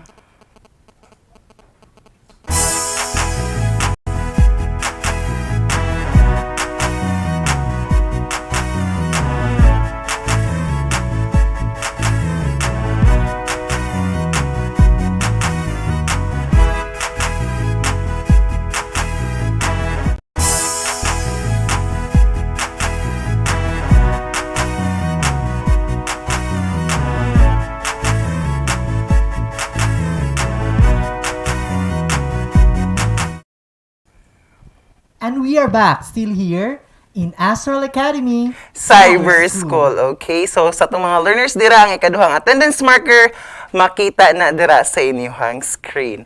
Okay, so this time, so ang ato ang grade 7 na po learners ang mag-prepare. So, get your self-learning materials because in this episode, you are going to undertake physical activity and physical fitness assessment and review goals based on the assessment results. Okay, Sir Brian and Ma'am Tin, our learning competency for this quarter is just a review from the quarter 1. Okay, but before we talk about the physical fitness activities, let us define again what is physical fitness and fitness test. Okay, so physical fitness, Sir Luigi and Ma'am Tin, is a body's ability to function effectively and efficiently without excessive fatigue in work, leisure activities, to meet emergency situations and to resist diseases from inactive life. And the physical fitness test, Sir Louis, refers to the assessment of the fitness level of an individual conducted twice a year in the beginning and in the end of the school year. Okay, exactly, Sir Brian and Ma'am Tin. So these time learners, kindly get your score sheets at the back of your self-learning materials. Then makita po dira sa inyong screen, no, ang inyong score sheets. But because this time, we will guide you on how to fill in the table. Yes. Okay, kindly read, Sir Brian, the instructions. Okay, for the instructions, first, perform the different health-related and skill-related physical fitness tests. Write the results in the boxes below. And then, make sure to take a photo of yourself while doing the activity. Then third, send your photos to your subject teacher on any social media platform as referred by your subject teacher. And lastly, if you don't have internet connection, kindly call your teacher for another option. Okay, that's right, Sir Brian. So our first health-related physical fitness test is the body mass index or the BMI. What is the objective of this activity, Sir Brian? Okay, so the objective is to determine the total body mass, while the equipment, Ma'am Tin, The equipment are weighing scale, tape measure, and Or meter stick. meter stick. Okay, for the formula for the body mass index computation, makita na dira sa inyong self-learning material. BMI equals weight by kilogram over height, pero atong gamiton nga kon is meter squared. So for example, dira makita sa screen, BMI equals 68 kilogram over 1.65 meter ang iyang gitason, pero squared man, so ano siya into 2.7225. So equals 24.98. So yung classification for BMI is normal. yes. And then next, Sir Luigi will be The flexibility assessment. So, ang ato ang activity diri, Sir Brian, is sit and reach. The objective of the activity is to assess the lower back and hamstring. The equipment are meter stick and wall. So, makita dira sa inyohang screen, di ba, og unsaon siya pagbuhat. Okay, the procedure, sit on the floor with your back, shoulder, and hand leaning against the wall. With the legs extended in front, knees are straightened, and the heels are 1 foot apart. Overlay your hands to reach. Record the farthest point. So, for the scoring, kindly look at your self-learning material. Naara gihapon sa ilang self-learning material, Ma'am Tin, ang scoring. yes. And then Okay, for the another one, we have the muscular endurance assessment. So, ang atong test for diri, Sir Brian, is the modified curl-up test. The objective of the test is to assess the endurance of the abdominal muscles. The equipment are mat and the stopwatch. Okay, ngun ani ang mahitabo, so makita gyapon dira sa screen, no, kung unsa ang buhaton. Okay, the procedure. Lay on the mat or floor with arms straight and hands extended. Shoulders are relaxed, palms down, fingers straight with the knees bent, and feet flat on the floor. On the curl up in a manner of extending the hands above the knees in 1 minute. Count the number of ups until the time stops or the executor pauses or relaxes in a while. Okay, for scoring, kindly look at your self-learning material. Naagyapon siya dira sa ilahang SLM. Okay, another one is the cardiovascular endurance assessment. Okay, ang ato pong activity dira, Sir Brian, is the 3-minute step test. The objective is to measure the cardiovascular recovery. The equipment are bench and stopwatch. Pwede po o kana lang pong hagdanan. yes, hagdan po. Okay. Okay, the procedures. Okay, first, before taking the fitness test, get your resting heart rate or the heartbeats per minute before starting any activities. Okay, through your pulse. Okay, pulse is regular expansion of the artery caused by the ejection of blood into the arterial system by the contractions of the heart. You can easily locate your pulse either in the carotid or radial artery, either dire or dire sa atong kilid sa liog na ay mga pulse dira. Okay. Pero dili gid siya pwede pod kaning thumb, Sir Luigi, no, kay naman siya i-pulse. Yes.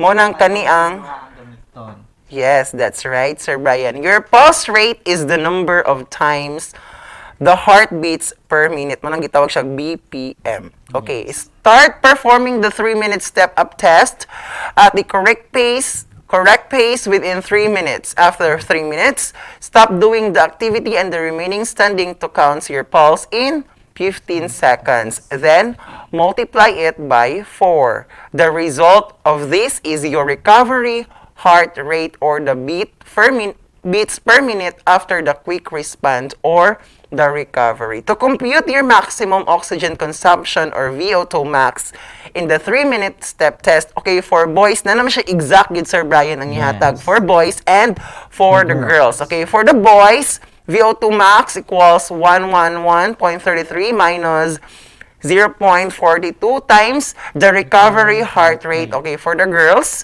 VO2 max equals 65.81 minus 0.1847 times recovery rate. Okay, for example, the maximum oxygen consumption is equals to 111.33 minus 0.42. Ang iya pa yung kwan, Sir Brian, katong recovery heart rate niya, Sir Brian, is Example is 140 beats per minute. So, equals 52.53.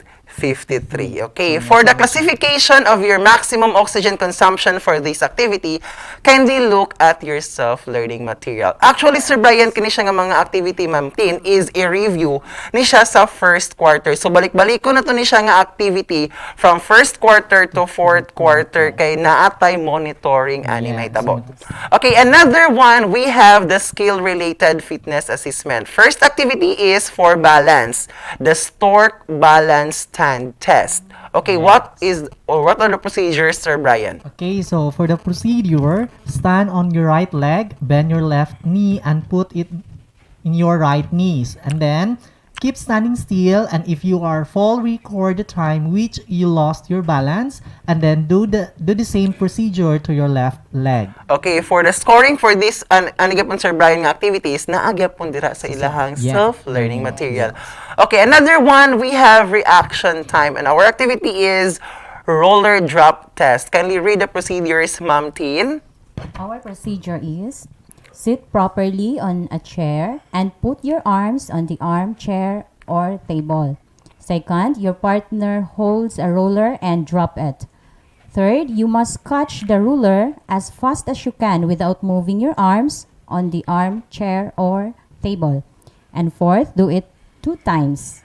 And last, make sure to record your score using the centimeter unit or your ruler. Okay, using the centimeter unit sa ilahang roller. Okay, another one, we have coordination. So, ang atong activity ni Sir Brian is juggling. So, what are the procedures, Sir Brian? Okay, for the juggling procedure, stand comfortably on the area with no obstruction, so walay kasangitan, and then hit the crumpled paper 6 times alternately with the right and left palm in upper motion, and then lastly, see to it that you hit the crumpled paper 6 times alternately with his right and the left palm. Okay, so this time, learners, kindly look at the sample monitoring sheet in your self-learning material nga makita po dira sa inyong screen. Yes. Okay, for Table 101, review your goals. Review the fitness goals from the previous quarter. Write down your fitness goal for this quarter and modify it using the FITT principle. Ano sa gining FITT principle, Sir Brian? We have the FITT principle. Ang F stands for frequency, then I for intensity, T for time, and the other T is for type. Okay, for example, nga makita dira sa inyong screen sa iyang previous fitness goal. So for cardiovascular endurance, nag-run siya and lifting weights 3 times per week. Another is running 2 kilometers, muscular endurance, leg curl. Dayon. Another one is, basta maura na siya yung gikuan, running and lifting weights. So, sa inyo, isa na pong new fitness goal for this quarter. Yes. Okay, sa cardiovascular endurance, running 3 times na per week. Dayon. Another leg curl and the same. Okay. Sa iyang modified to FITT formula, frequency adding extra running session, intensity quicker running pace, lifting slightly heavier weights, time targeting quicker time. Okay. So, sa ato ang table 1.2, the self-monitoring, okay, makita dira sa inyong screen or sa inyong self-learning material. Write down your test result in each quarter from the table. So, makita dira sa inyong screen no, for first quarter ay ang iyang kuan, ang iyang result for body composition is 24.98. So, kilogram. So, kuan na siya sa normal. Normal pa siya pero murag bugat-bugat. So, pag-abot niya sa second quarter ay ako sa pagamihan po na ako ang kuan. So, nahimong 23. So, at least man lang dira bisag naara mo sa inyong balay. Bisag naara sila sa ilang balay, Sir Brian, ma-monitor na nila ang ilahang kuan, ilang kagalingon. Okay, og ilahang ability when it comes to health and skill related fitness test. So, i-continue na to siya for third quarter and fourth quarter. Okay. For the next. So, ning atoon ra di ay. So, yes, Sir Brian, ning atoon ra ang ilahang undertakes physical fitness and review goals based on the assessment result. Okay, so this time na pod is we're going to tackle about the ESP-7. And our learning competency, Ma'am Tin, is nakikilala na may dignidad ang bawat tao, anuman ang kanyang kalagayang panlipunan, kulay, lahi, edukasyon, relihiyon, at iba pa. Okay, so Ma'am Tin, ano ba ang dignidad? Ang dignidad ay salitang Latin na dignitas mula sa dignos na ang ibig sabihin ay karapat-dapat. Ibig sabihin, dahil taglay niya ang dignidad, karapat-dapat ang tao sa pagpapahalaga at paggalang sa kanyang sarili at sa kapwa. Tama, at sa pagkakaalam ko, ang bawat tao sa mundo, anuman ang kalagayang panlipunan, kulay, lahi, edukasyon at relihiyon, ay may taglay na dignidad. Kaya, dapat igalang at pahalagahan natin ito dahil pagkat tayong lahat ay nilikha ng Diyos. Yes, Sir Louie. At lahat ng tao, anuman ang kanilang gulang, anyo, antas, ng kalinangan at kakayahan ay may dignidad. Okay, so ngayon Ma'am Tin, paano naman natin makikilala kung ang kilos ng tao ay may dignidad? Yan, makikilala natin o mapapansin kung ang kilos ng tao na may dignidad ay nakabatay sa layunin ng mismong kilos ng tao, the way siya mag-isip o pagiging rasyonal. At hindi lang yan, mahalagang isaalang-alang ang pagiging bukod-tangi ng isang tao. Ibig sabihin, ang pagkatao ay ang kaniyang pagkapersona. Walang presyo ang dignidad. Kung sisimulan mong ipagkaloob ito ng konti, sa huli mawawala ng saysay ang iyong buhay. Kaya, napakahalagang pakaingatan at huwag sirain ang pinaninindigan mong tama sa mata ng tao at sa mata ng Diyos. Halimbawa, binigyan ng pera at pagkain ni tatay ang batang namamasko sa aming bahay. May dignidad ba ang kilos na ipinakita ni tatay? So para sa akin meron dahil ang layunin niya ay ang makatulong. Ngayon ay napagtibay mo na ang iyong pagkaunawa tungkol sa dignidad. Mayroon ka ng kahandaan upang mailapat ang iyong mga natutuhan sa iyong pang-araw-araw na buhay. Okay, ito ang tunay na pagsubok. Ang pagharap sa totoong buhay, ang gawain natin ngayon. Okay, ang gawain panuto, kilalanin ang mga sitwasyon sa ibaba. Kung ito ay nagpapakita ng pagkilala sa dignidad ng kapwa, lagyan ng check. Kung oo at ikis naman kung hindi, isulat ang sagot sa inilaang espasyo. Okay, so ang atuon na pag-answer sa ato ang learners, no? Kung check, lagyan ng check. Kung oo, kung X naman ay hindi. So halimbawa, number 1, Sir Luigi, ako nga taga ng example. Dinuduruan si Rico ni Rico ang taong grasa na nakikita niya sa lansangan. So ano bang ating ilalagay dyan, Sir Brian and Ma'am Tin? Ikis ba or check? So, ikes. Bakit? Okay.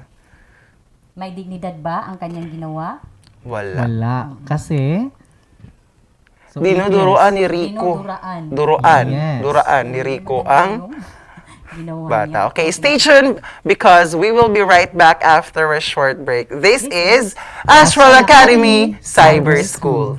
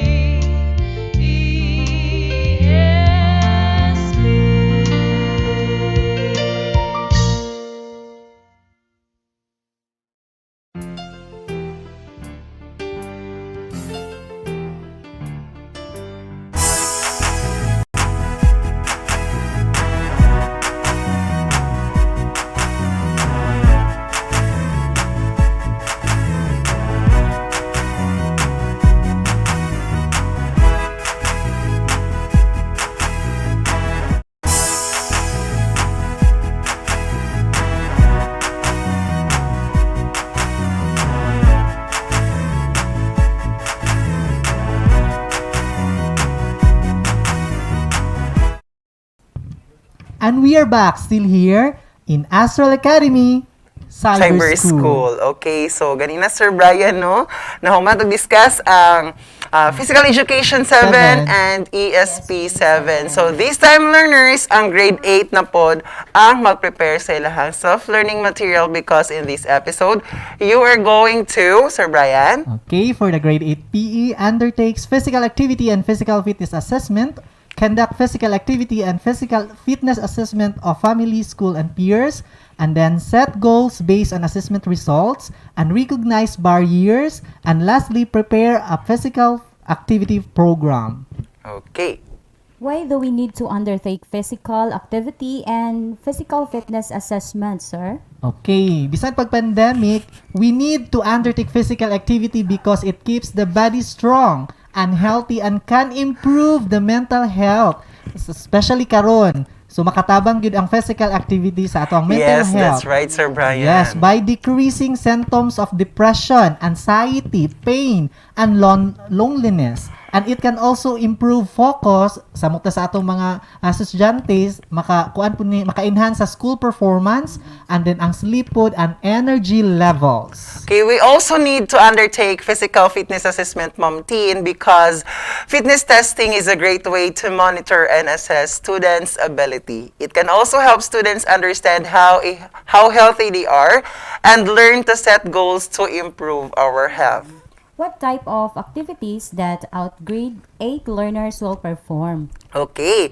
So for this quarter, Ma'am Teen, they will be going to perform skill-related fitness assessments, and the type of activities belongs to these fitness assessment are speed or the 40-meter sprint, agility, hexagonal agility test, power, standing long jump, balance, torque balance, and reaction time, the ruler drop test, and for coordination is the paper juggling.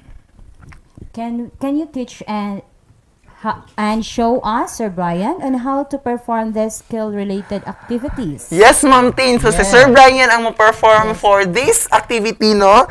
Kay, tanaw na to si Sir Brian on how he are going to perform the activities for skill-related so activities. today, we will execute the 6 activities on how to record the score. And then, so let's begin for the first, speed tap, to measure the 4 meters sprint. Okay. So, ang purpose ani Ma'am Teen is to measure the running speed. So, ang equipment nato, stopwatch and running area. So, pwede ra bisag sa ilahang balay. No, dito lang sa gawas basta kay ma-measure na siya og 40 meter. 40 meters. Okay, so for example here, so 40 meter na siya. So mag-start sa starting point, and then kanusa mag-start og time. Mag-start siya og time if malapas na ang performer sa standing sa starting point. And then mag-end pud ang stopwatch if malapas pud siya diri sa ending point. So ning anaon siya pag record. So ma-record ang iyahang time based on the nearest minutes and seconds. So for example, kusog siya mudagan, so ang iyang score is 6 minutes and 25 seconds for a 40-meter yard. Okay, so ning atuon siya pag-record. Now for the next nga activity is sa agility or hexagon agility test. Okay, the ability of an individual to quickly shift or change direction. The purpose of these activities is to measure the ability to move quickly while maintaining balance. The equipment are tape measure, stopwatch, chalk or tape for marking the ground. Take note, record the time taken to complete 3 full revolutions. The best score from 2 trials is recorded. If the student jumps the wrong lane or land on a line, then the test is to be restarted. Okay, so ning anion siya pag-perform, no? Una gid buhaton is mag-drawing siya og ning ani hexagon, so bura siya piatos.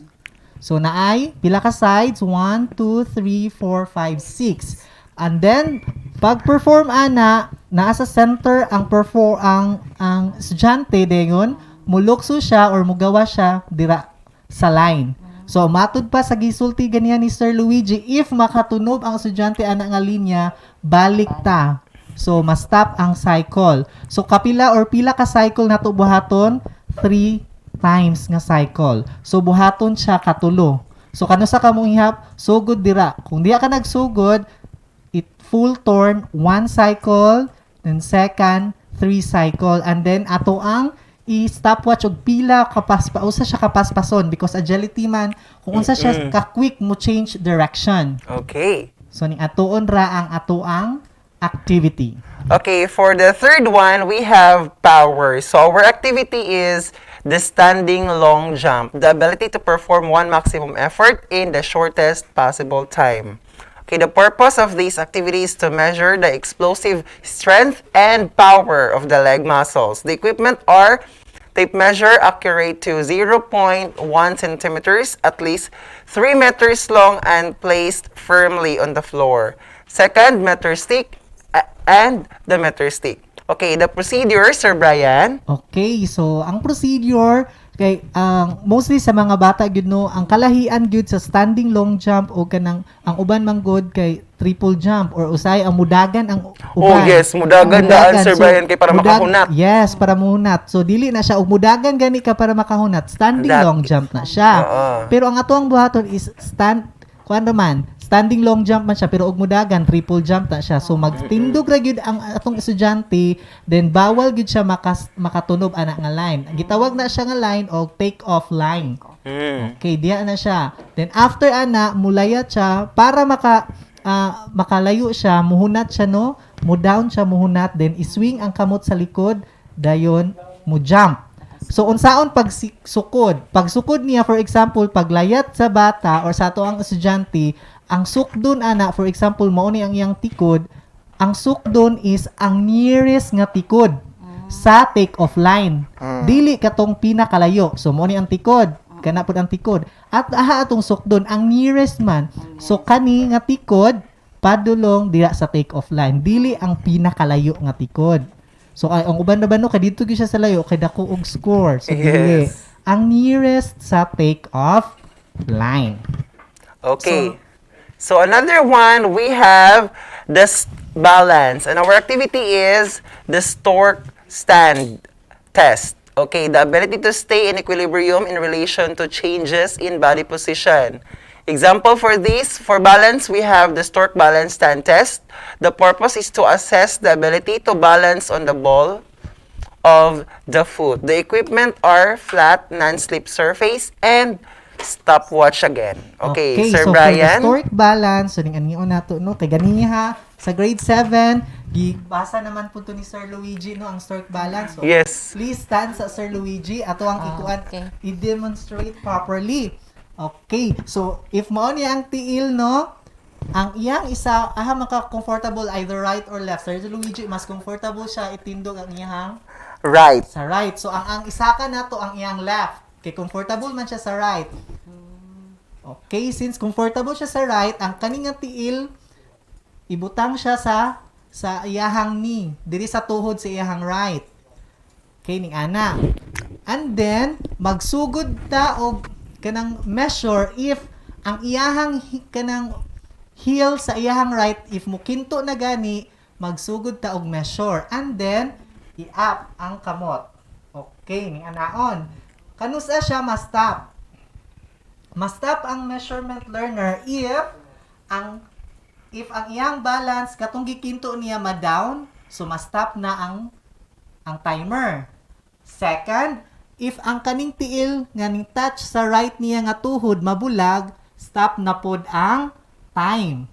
Next, if ang kamot ni Sir Luigi ma-down gani below sa iyahang hawak, ma-stop pod ang time. So dapat ana sumuoto ang tulo nga hinumduman kung unsaon pag-stop sa time or kanusa nato i-stop. Una, kung di na siya mokinto. Ikaduha, if malayo ang isa ka iyang tiil sa tuhod. And Ang ikatulo is if ma-down ang iyahang kamot, shoulder level. So ning atoon ang stork balance. Next is Sir Luigi. okay, next we have reaction time. So ang atong activity for this is the roller drop test. the amount of time it takes to respond to a stimulus. Okay, the purpose to measure the reaction time as to how fast a person can respond to a stimulus. The higher your score, the faster your reaction time. The equipment are ruler or stick of 24 inches long and armchair or table and chair. Okay, so karon para mas madali kani atong gamiton as table. So ning at nion. So una kana. So kana ning ana siya una no, i-plaster sa nato ang mo perform. And then the ruler dapat ang diri sa ubos is ang 0. Okay, so para masukod daw nato ang iyang kapaspas, mo adapt sa stimuli. So mao ni ato ang gamiton nga test. Ruler test. So, and then, dili po nato siya ingnon o go. So, mo nang dapat attentive ang atong performer. Okay? Ready na ta? 4, 3, 2. Okay, so, ang score ni Sir Luigi is 7. So, 7. So, dapat ha, pagkuha, anak gyud dili kumuton jud ka ni gyud. Ana, Diri-diri siya para makuha ang kuan. Okay, balikon. 42, ready? Okay. So, 9.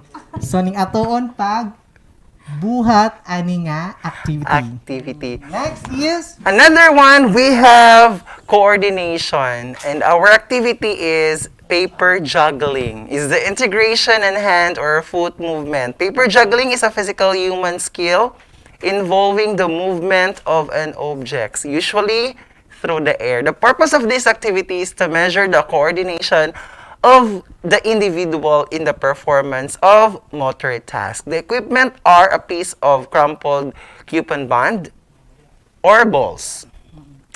okay, so ning atoon no, ang atong i-prepare is crumpled paper. So kumuto na siya bato. Tulo ka buok. Tulo. Yes, pero karon depende na ang sa kuan na to is duha lang kay mas lisod man siya ang tulo. So we will start sa basic. So duha ka crumpled paper, iitsa na siya and then patuyok. So balikon na siya. So aning-anion siya pag perform Sir Luigi.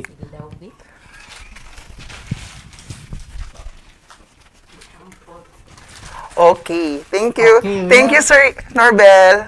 Okay, so ang rotation, for example, Sir Luigi ask ka mapabor unay itsa ang right. So, ang right, pag itsa niya, pagbalik ta og 1, mag-count ta og 1, if kani nga paper, mubalik sa iyang kamot dito sa right. Nakuha? So, pag itsa sa lo, 1. Itsa 2. So, anaon siya pag-count. Okay. So, para mas dali, i-hire na to gamay Sir Luigi. Okay. So, diya na to makita ang coordination, no? So, mo nang dapat na coordination ang imong mata ug sa imong kamot. And then as well as sa imong tiil o kana. Ning ana siya ka kuan pas-pas. So, dili siya dapat pod og ya-ya. Kay dili man nato kayo ma-measure ang coordination if ya-ya. So, ning atuon ang paper juggling. So, maayo gid si Sir Luigi. Iyang coordination pas-pas. Okay. Okay, Ma'am Tien? By the way, why do we need to set the goals? Okay, goal setting is fundamental to long-term success. Goals help students to focus upon the journey to set achievements, meaning they allocate the resources and time more efficiently and can access motivation during times when they feel giving up. Okay, and then one of the best ways to get and stay physical active is to set goals based on assessment result. So, mag-base kita sa atong assessment result.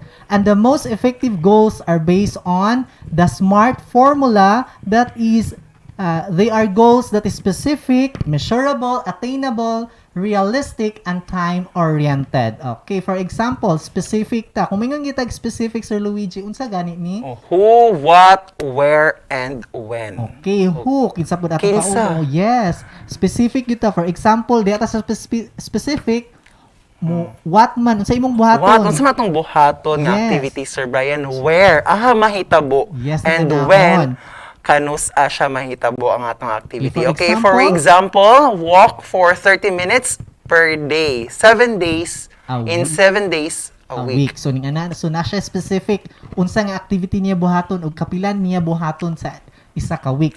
Okay. And measurable, Ma'am Tien, moingon kitag measurable, Ma'am Tien. You can't improve what you don't measure. Okay, so dapat ato ang i-measure para makita gyud nga naatay improvement. So for example, Sir Louis, Time walks, track number of steps taken, and keep a daily.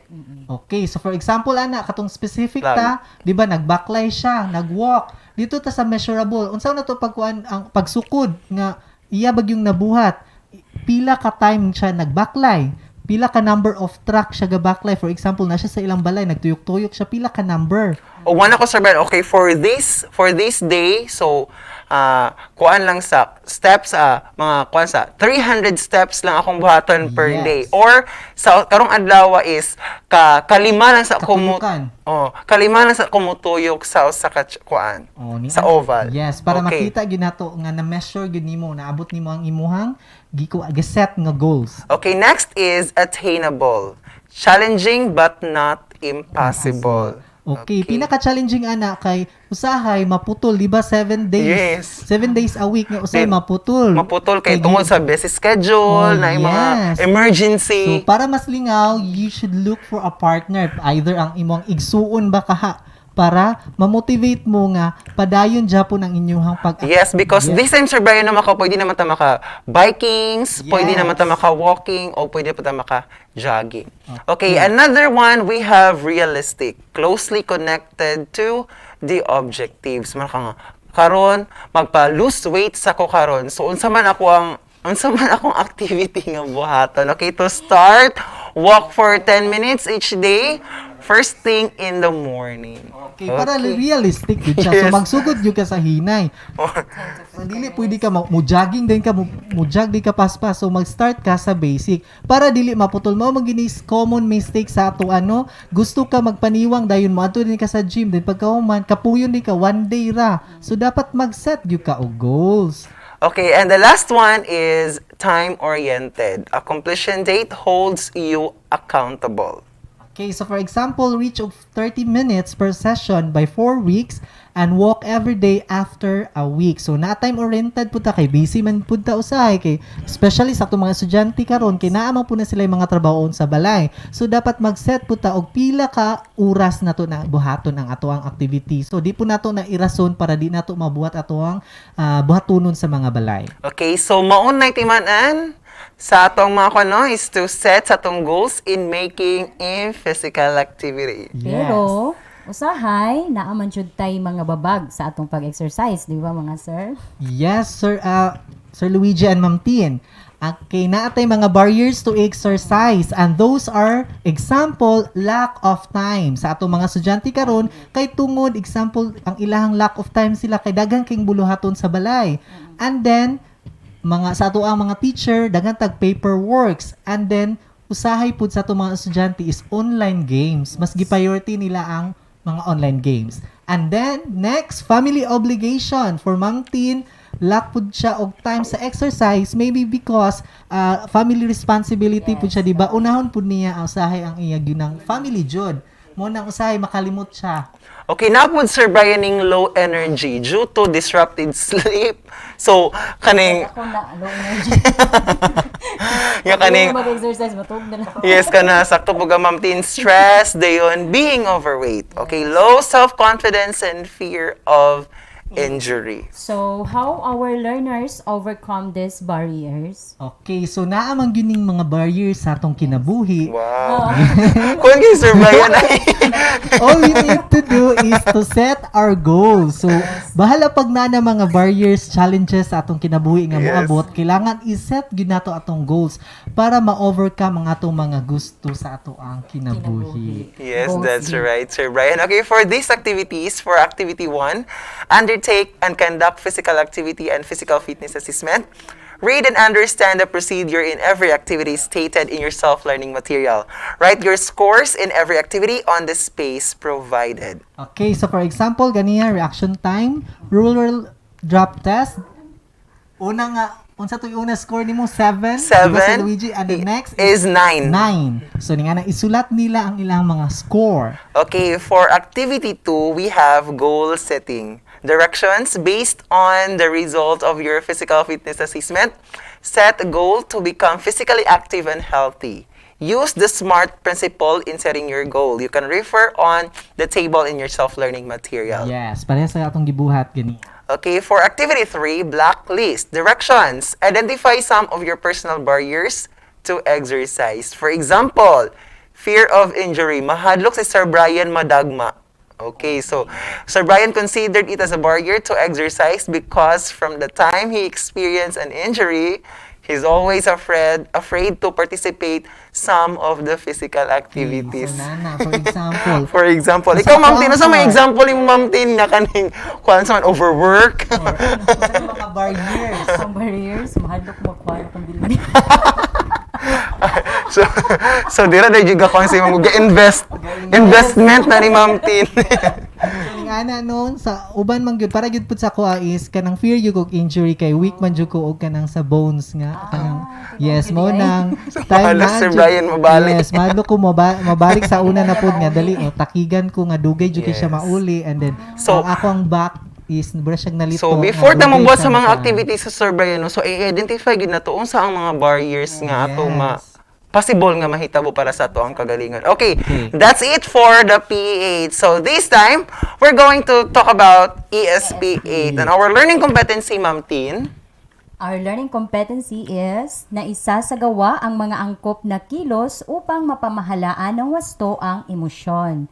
So, balik na punta sa emosyon. Yes. Anong emosyon? Di maayo si Sir Luigi. Sa sinundang aralin ay natutunan natin ang mga angkop na kilos upang mapamahalaan ng wasto ang ating emosyon. Ngayon naman ay isasagawa natin ang mga kilos na ito. Pero, bago yan, may ilang katanungan ako. Excited si Sir Luigi. Saan nanggaling ang mga nararamdaman natin? Sir Brian, so saan ba nanggaling ang nararamdaman natin? Okay, so ang lahat ng ito ay nagbula sa ating emosyon or sa ato ang fast food, Ma'am Tin. Diha na, Oh, ano ba ang emosyon at paano ito mapamahalaan? Okay, di ba ang emosyon ay ang nararamdaman natin Yes. unang tao? So, mo na itong ma-feel, either happy ba itong na-feel so or unsa jud imong na-feel karon Sir Luigi? Ano ang emosyon mo ngayon? sa sa ngayon, Sir Brian, I'm Yes. happy. Happy ko sa kulay. Yes, happy Yes. and contented si Sir Luigi. Yes. Yes, tama. At alam mo ba kung paano natin ito mapamahalaan ayon kay Goldman D noong 1998, mayroon itong 5 pangunahing elemento na tinatawag na EQ o Emotional quotient. Okay, ang 5 pangunahing elemento ng emotional quotient ay una. So, naalit tayo 5 dahil Sir Brian, no? Dapat Dili timanan, timanan na ito ng quotient. 5 kay parang kuan gyud. Okay, first is pagkilala sa sariling emosyon. Paano ba ito makikilala, Sir Brian? Okay. Pagkilala sa ating emosyon is mahalaga na may kamalayan sa sariling damdamin. Ikaw ay nagagawa ng pagpapasya sa iyong sarili at hindi na lang sunod ng sunod Sa nais ng iba. Dapat kung isa ang imong na-feel, dapat Yes, imong kung sige. sundon. So, ug unsa gyud imong na-feel? So, mo na Sir Luigi, kung dili ka itumo-tumo sa laing tao, ug dili ginan mo siya feel, so Yes. dapat di gini mo sundon. Ganahan ka na, Sir Brian. Another one is pamamahala sa sariling emosyon. Ano ba to, Ma'am Tin, ang pamamahala sa sariling emosyon? Ang taong may kakayahang mapamahalaan ang emosyon ay madaling makabangon sa mga pagsubok sa buhay at makamit ang kanyang mga mithiin sa buhay. Yes, pamamahala sa sariling So, emosyon. No? Like, for example, Sir Brian, nga kaning, at this time, Na-fall ka or kanang nakuan ka Ay, na. na-fall. ay, sa love life kita, Sir Brian. Ay, dili Okay pa. na. Failure ka ba? Failure ka? Ano Like, na okay, like for example, Sir Brian, namatayan kag iring. This time. O kana, dili sa tanang love, uy, kay happy naman ta karon, Sir Brian, di ba? Okay, example is namatayan kag iring dayon. Yun, sa mga pagbangon. Namag-usay Sir Brian, no, di ko ganahan mo lihok ay kay namatyan kog iring. So, kulang imong adlaw din mo siya makita. Oh, yes, that's right. So, dapat ikaw mismo sa imong kagalingan, imo na siyang ikaw na nga. Sige, dapat, mo na tagaan ako motivation sa akong self to bahalag stand wala na tall. siya, kailangan Bahalag wala siya. i-continue. Yes, i-continue, gyapon ako akong dream sa life. Ano dyan mo kalab ang iring? Yes. Need po ang motibasyon. Okay, another one. Mo dala mo sa motivation, di ba? Motivation in English. Ikaw, Sir Brian, ano ba ang motibasyon mo? Ano sa'yo motivation ni Sir Brian?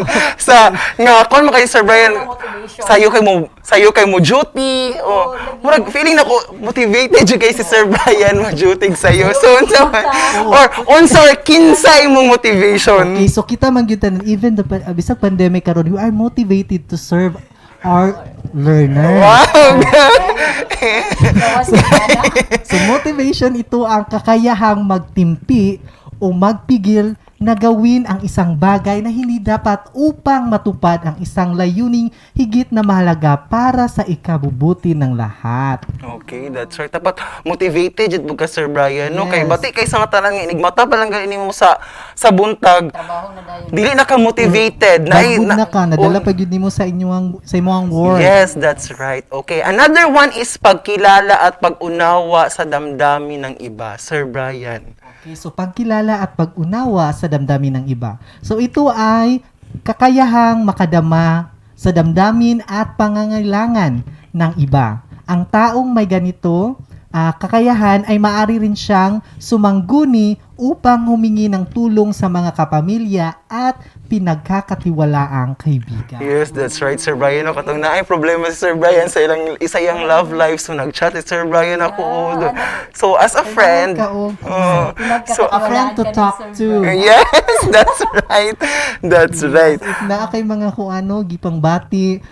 Aside sa friend, syempre, sa pamilya, jud pod. Okay. Yes. So, another one is pamamahala ng ugnayan. Ito ay nangangahulugan na napamahalaan ng wasto ang emosyon sa pagkikipag-ugnayan sa pamamagitan ng pagkakaroon ng kaalaman sa pagpapanatili sa magandang ugnayan. Okay. So, ayun naman kay Murato Jr. noong 2007, mahalaga na makapagbalangkas ka ng pamamaraan upang makayanan at mapagtagumpayan mo ang mga emosyon, bunga ng iyong pinagdaraanan at mga karanasan. So, ilan sa mga mungkahing paraan upang mapamahalaan ang mga ito ay, una, sagutin natin ang mga tanong na ito. Hahayaan ko bang magawa ko ang di karapat-dapat o mas pipiliin kong gumawa ng makabubuti? Mahalagang na ipapahayag natin ito ng maayos upang mapanatili natin ang ating mabuting ugnayan sa ating kapwa. Pangalawa, Sir Brian? Tanggapin na ikaw ay takot harapin ang takot. Ngunit isipin na mayroon pang higit na magandang mangyayari.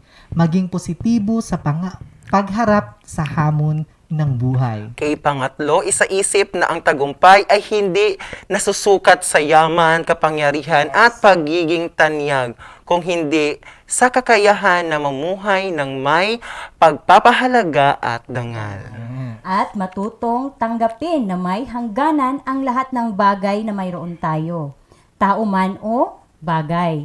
Hindi naman ito nangangahulugan na magiging wala kang pakialam o wala silang halaga sa iyo.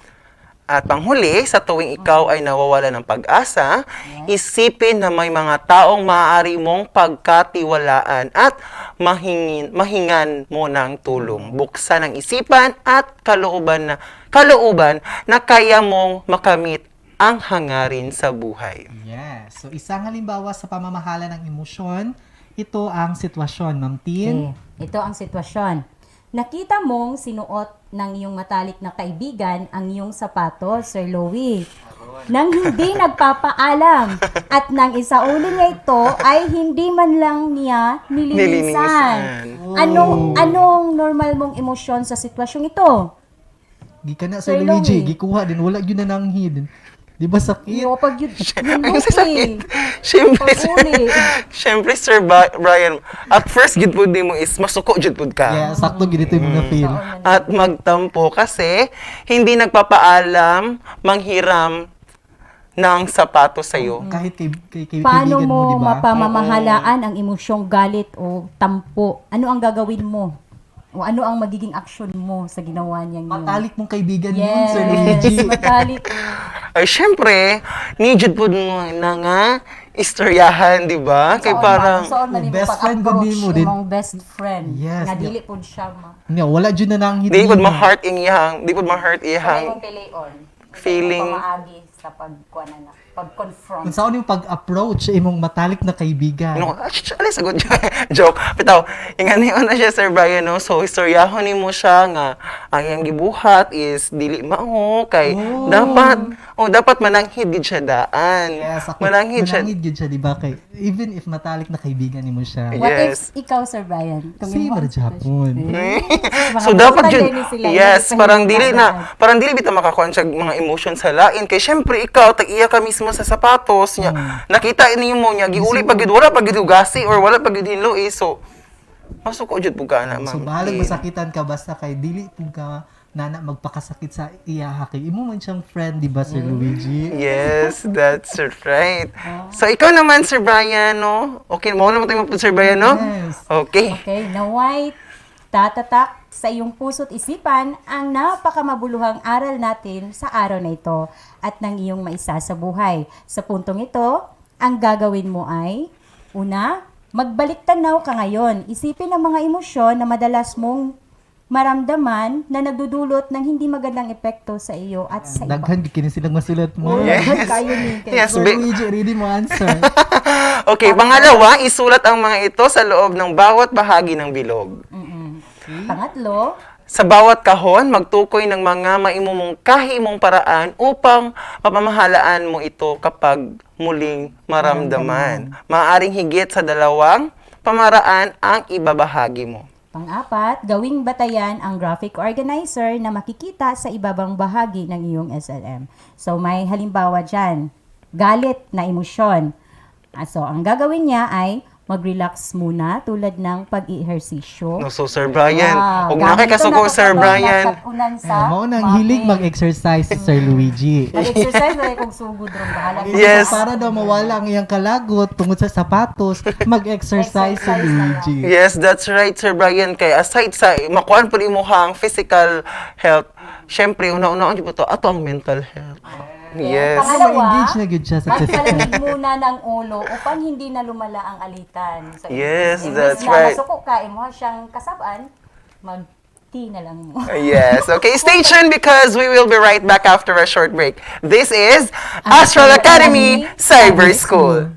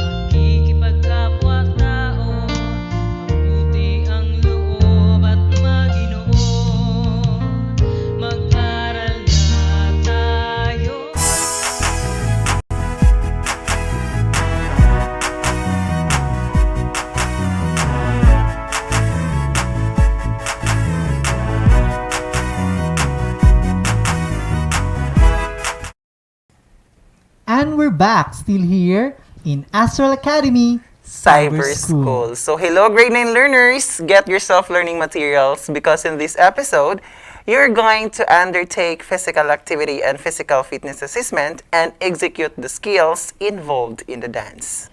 Okay, this time Sir Brian and Ma'am Tin, our learners from grade 9, will have a physical activity through dancing. Okay, so what dance they are going to perform, Sir Luigi? Okay, this time Sir Brian, they will be going to perform a social Wow, dance. social dance. Before that, what is social dance, sir? Okay, social dance, Ma'am Tin, is a dance which is recreational and generally executed with a partner and in groups or as a community activity for fun and enjoyment.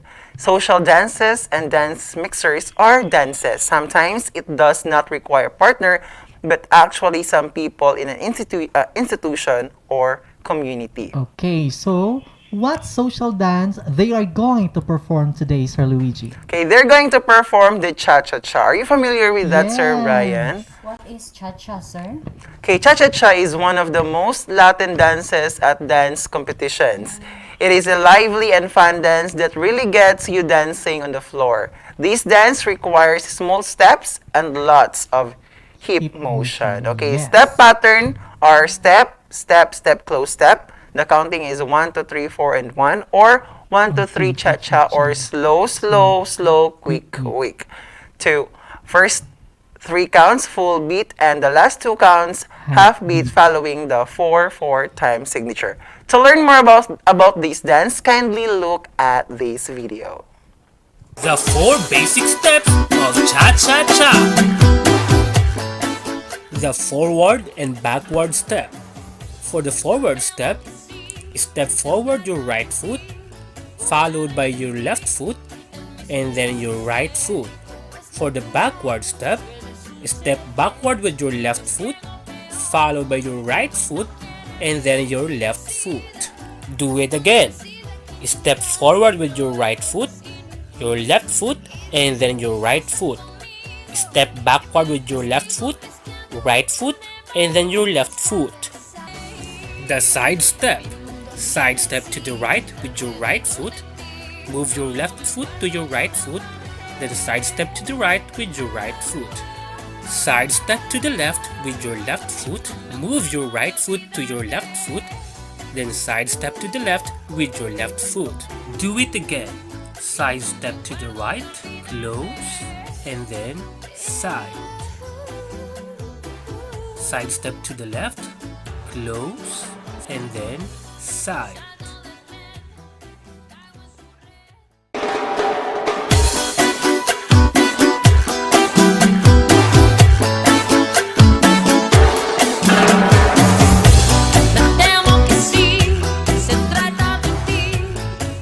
Rock step.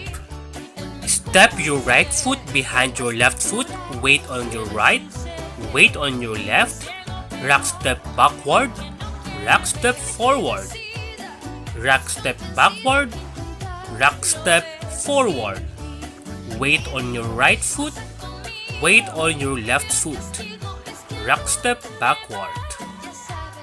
Now, let's put together all of those steps to make up our cha-cha basic. Let's begin. Side step to the right, rock backward, step, side step to the left, close, side step, rock backward, step, side step to the right, close, side step, rock backward, step, side step to the left, close, side, rock backward, step, side step to the right, close, side, rock backward, and do the forward step. Rock step forward, step, backward step. Rock backward, step, do the forward step again. Rock forward, step, backward step. Rock backward, step, side step to the left, close, and then side. This time, let's try it with music. I got this feeling inside my bones.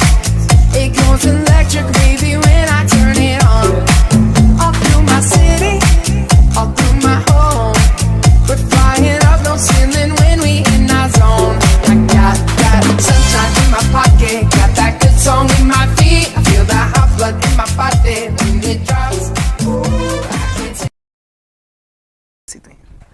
Okay, so that's it, learners, no? So, kung sila mo perform, Sir Brian, they will be graded according to the following rubrics. The timing, the execution of steps, and smooth transition. Okay, for other options, they can call their teacher. For other options, Sir Brian, kung saan nila pag-perform because they're going to send videos sa ilahang teacher, or wala sila internet connectivity, manawag lang silang teacher for other options in passing the activity.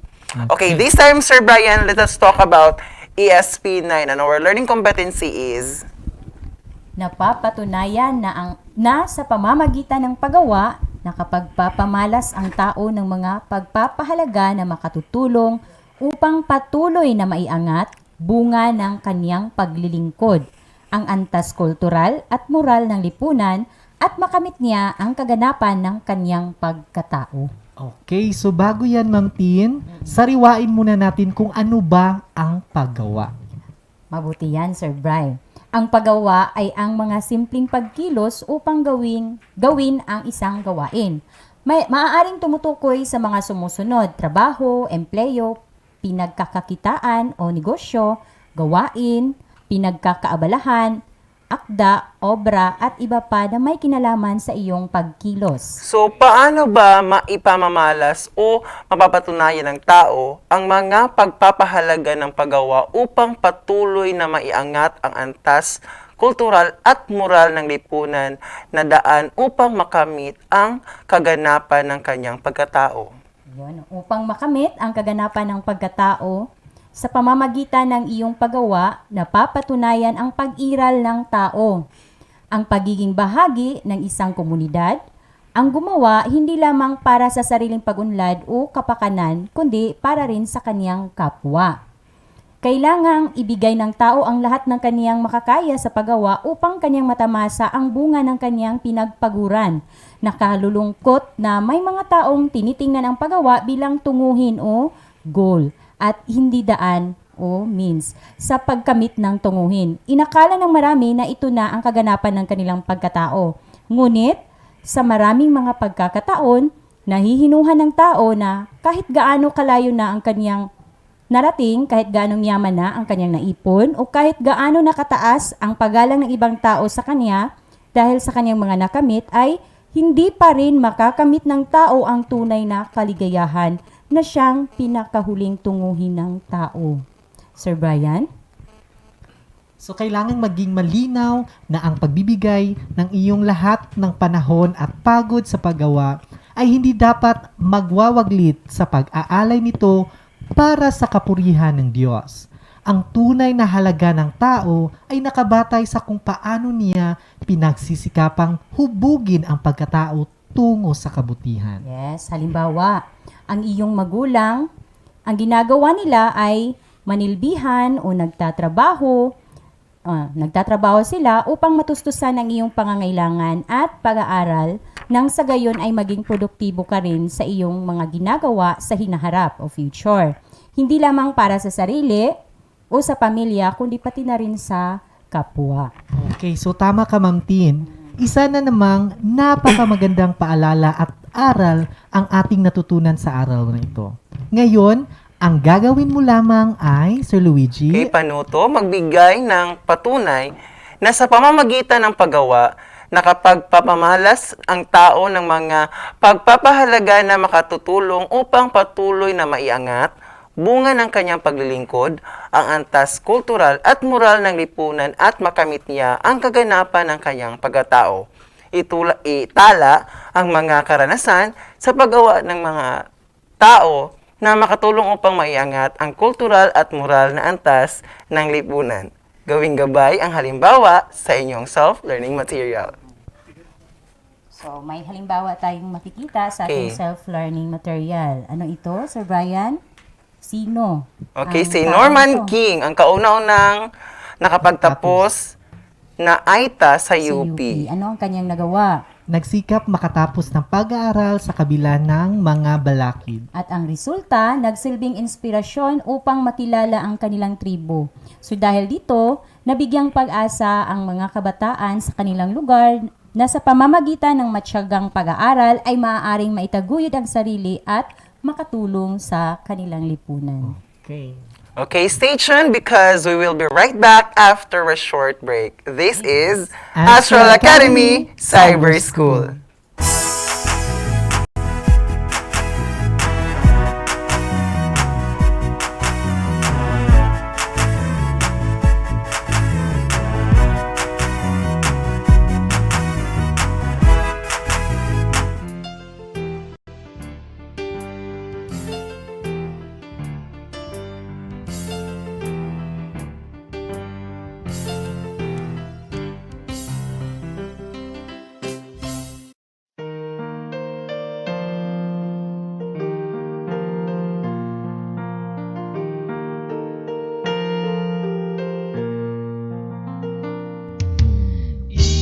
Edukasyon sa pagpapakatao ang kailangan ng mundo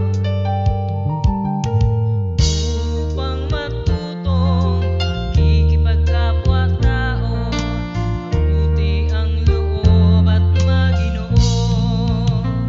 Mag-aral na tayo ng ESP,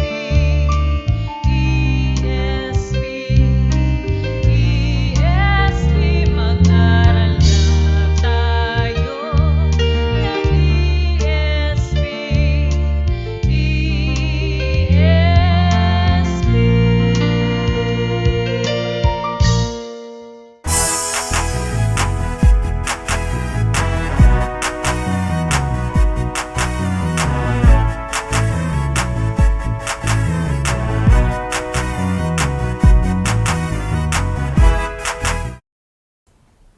And we are back, still here In Astral Academy Cyber School. Okay, so mana ato ang PE9 And ESP9. So this time, learners, grade 10 learners, get yourself learning material because in this episode, you're going to assess physical activity and exercise and eating habits, engages in moderate to vigorous physical activities for at least 60 minutes in a day, in and out of school.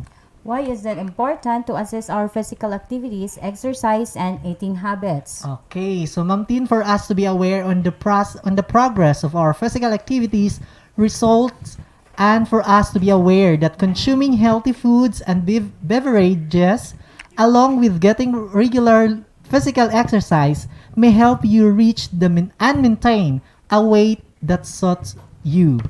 So why do we need to assess our eating habits? Okay, so we need also to assess our eating habits because it is essential to have a good nutrition based on a healthy eating habits to enable you to stay healthy, active, and live a longer life.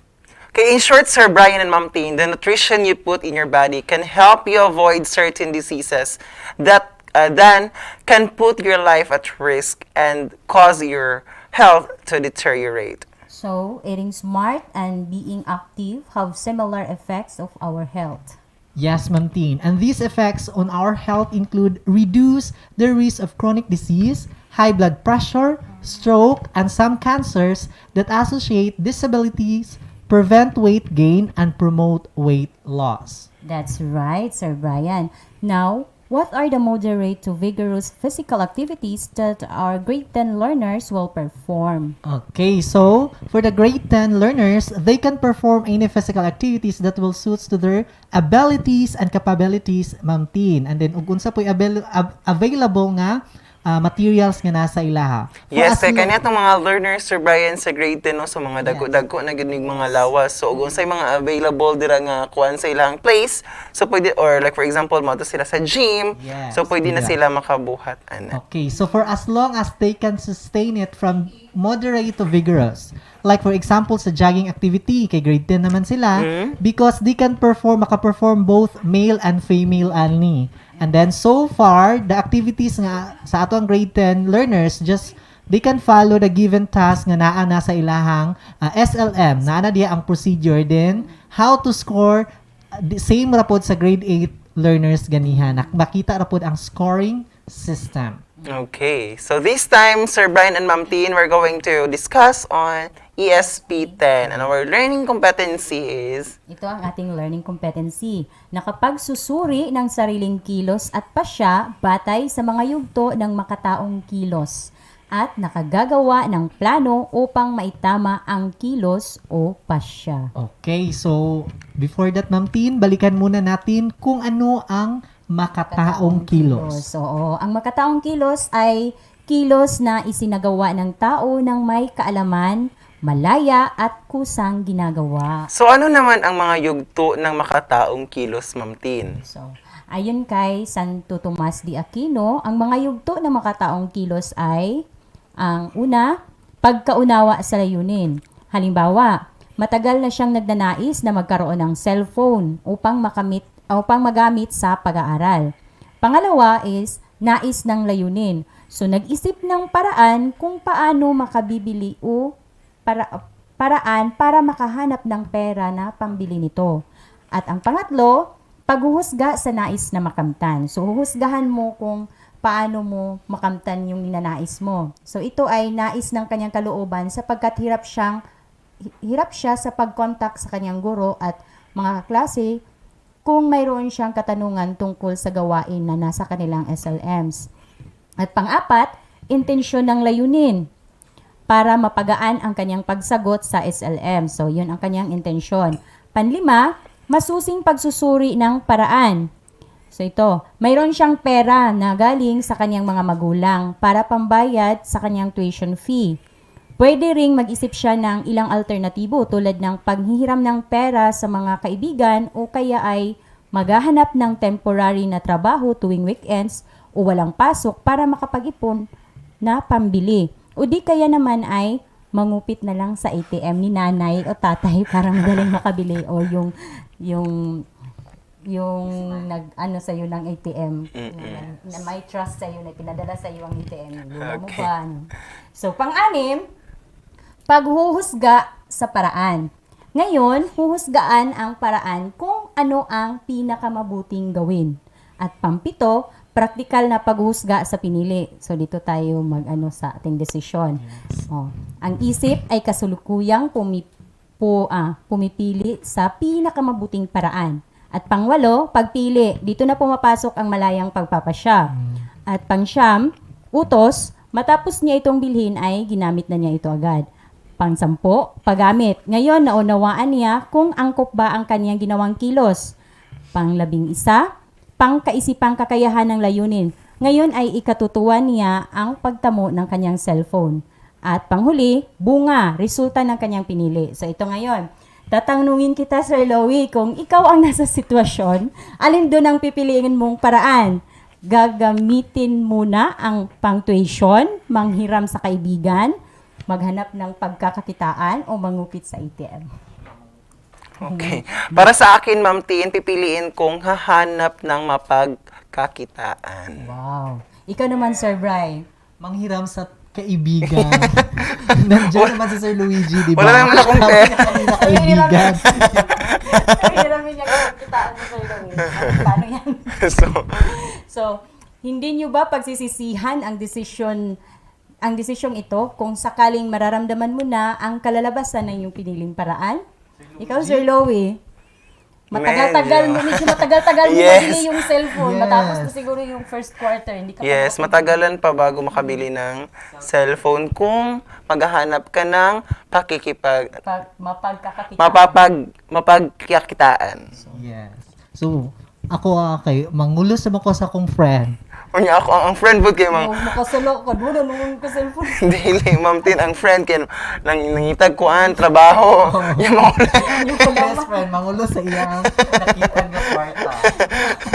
So, ano kaya ang maaaring gawin o plano upang maitaman nyo ang inyong kilos o pasya?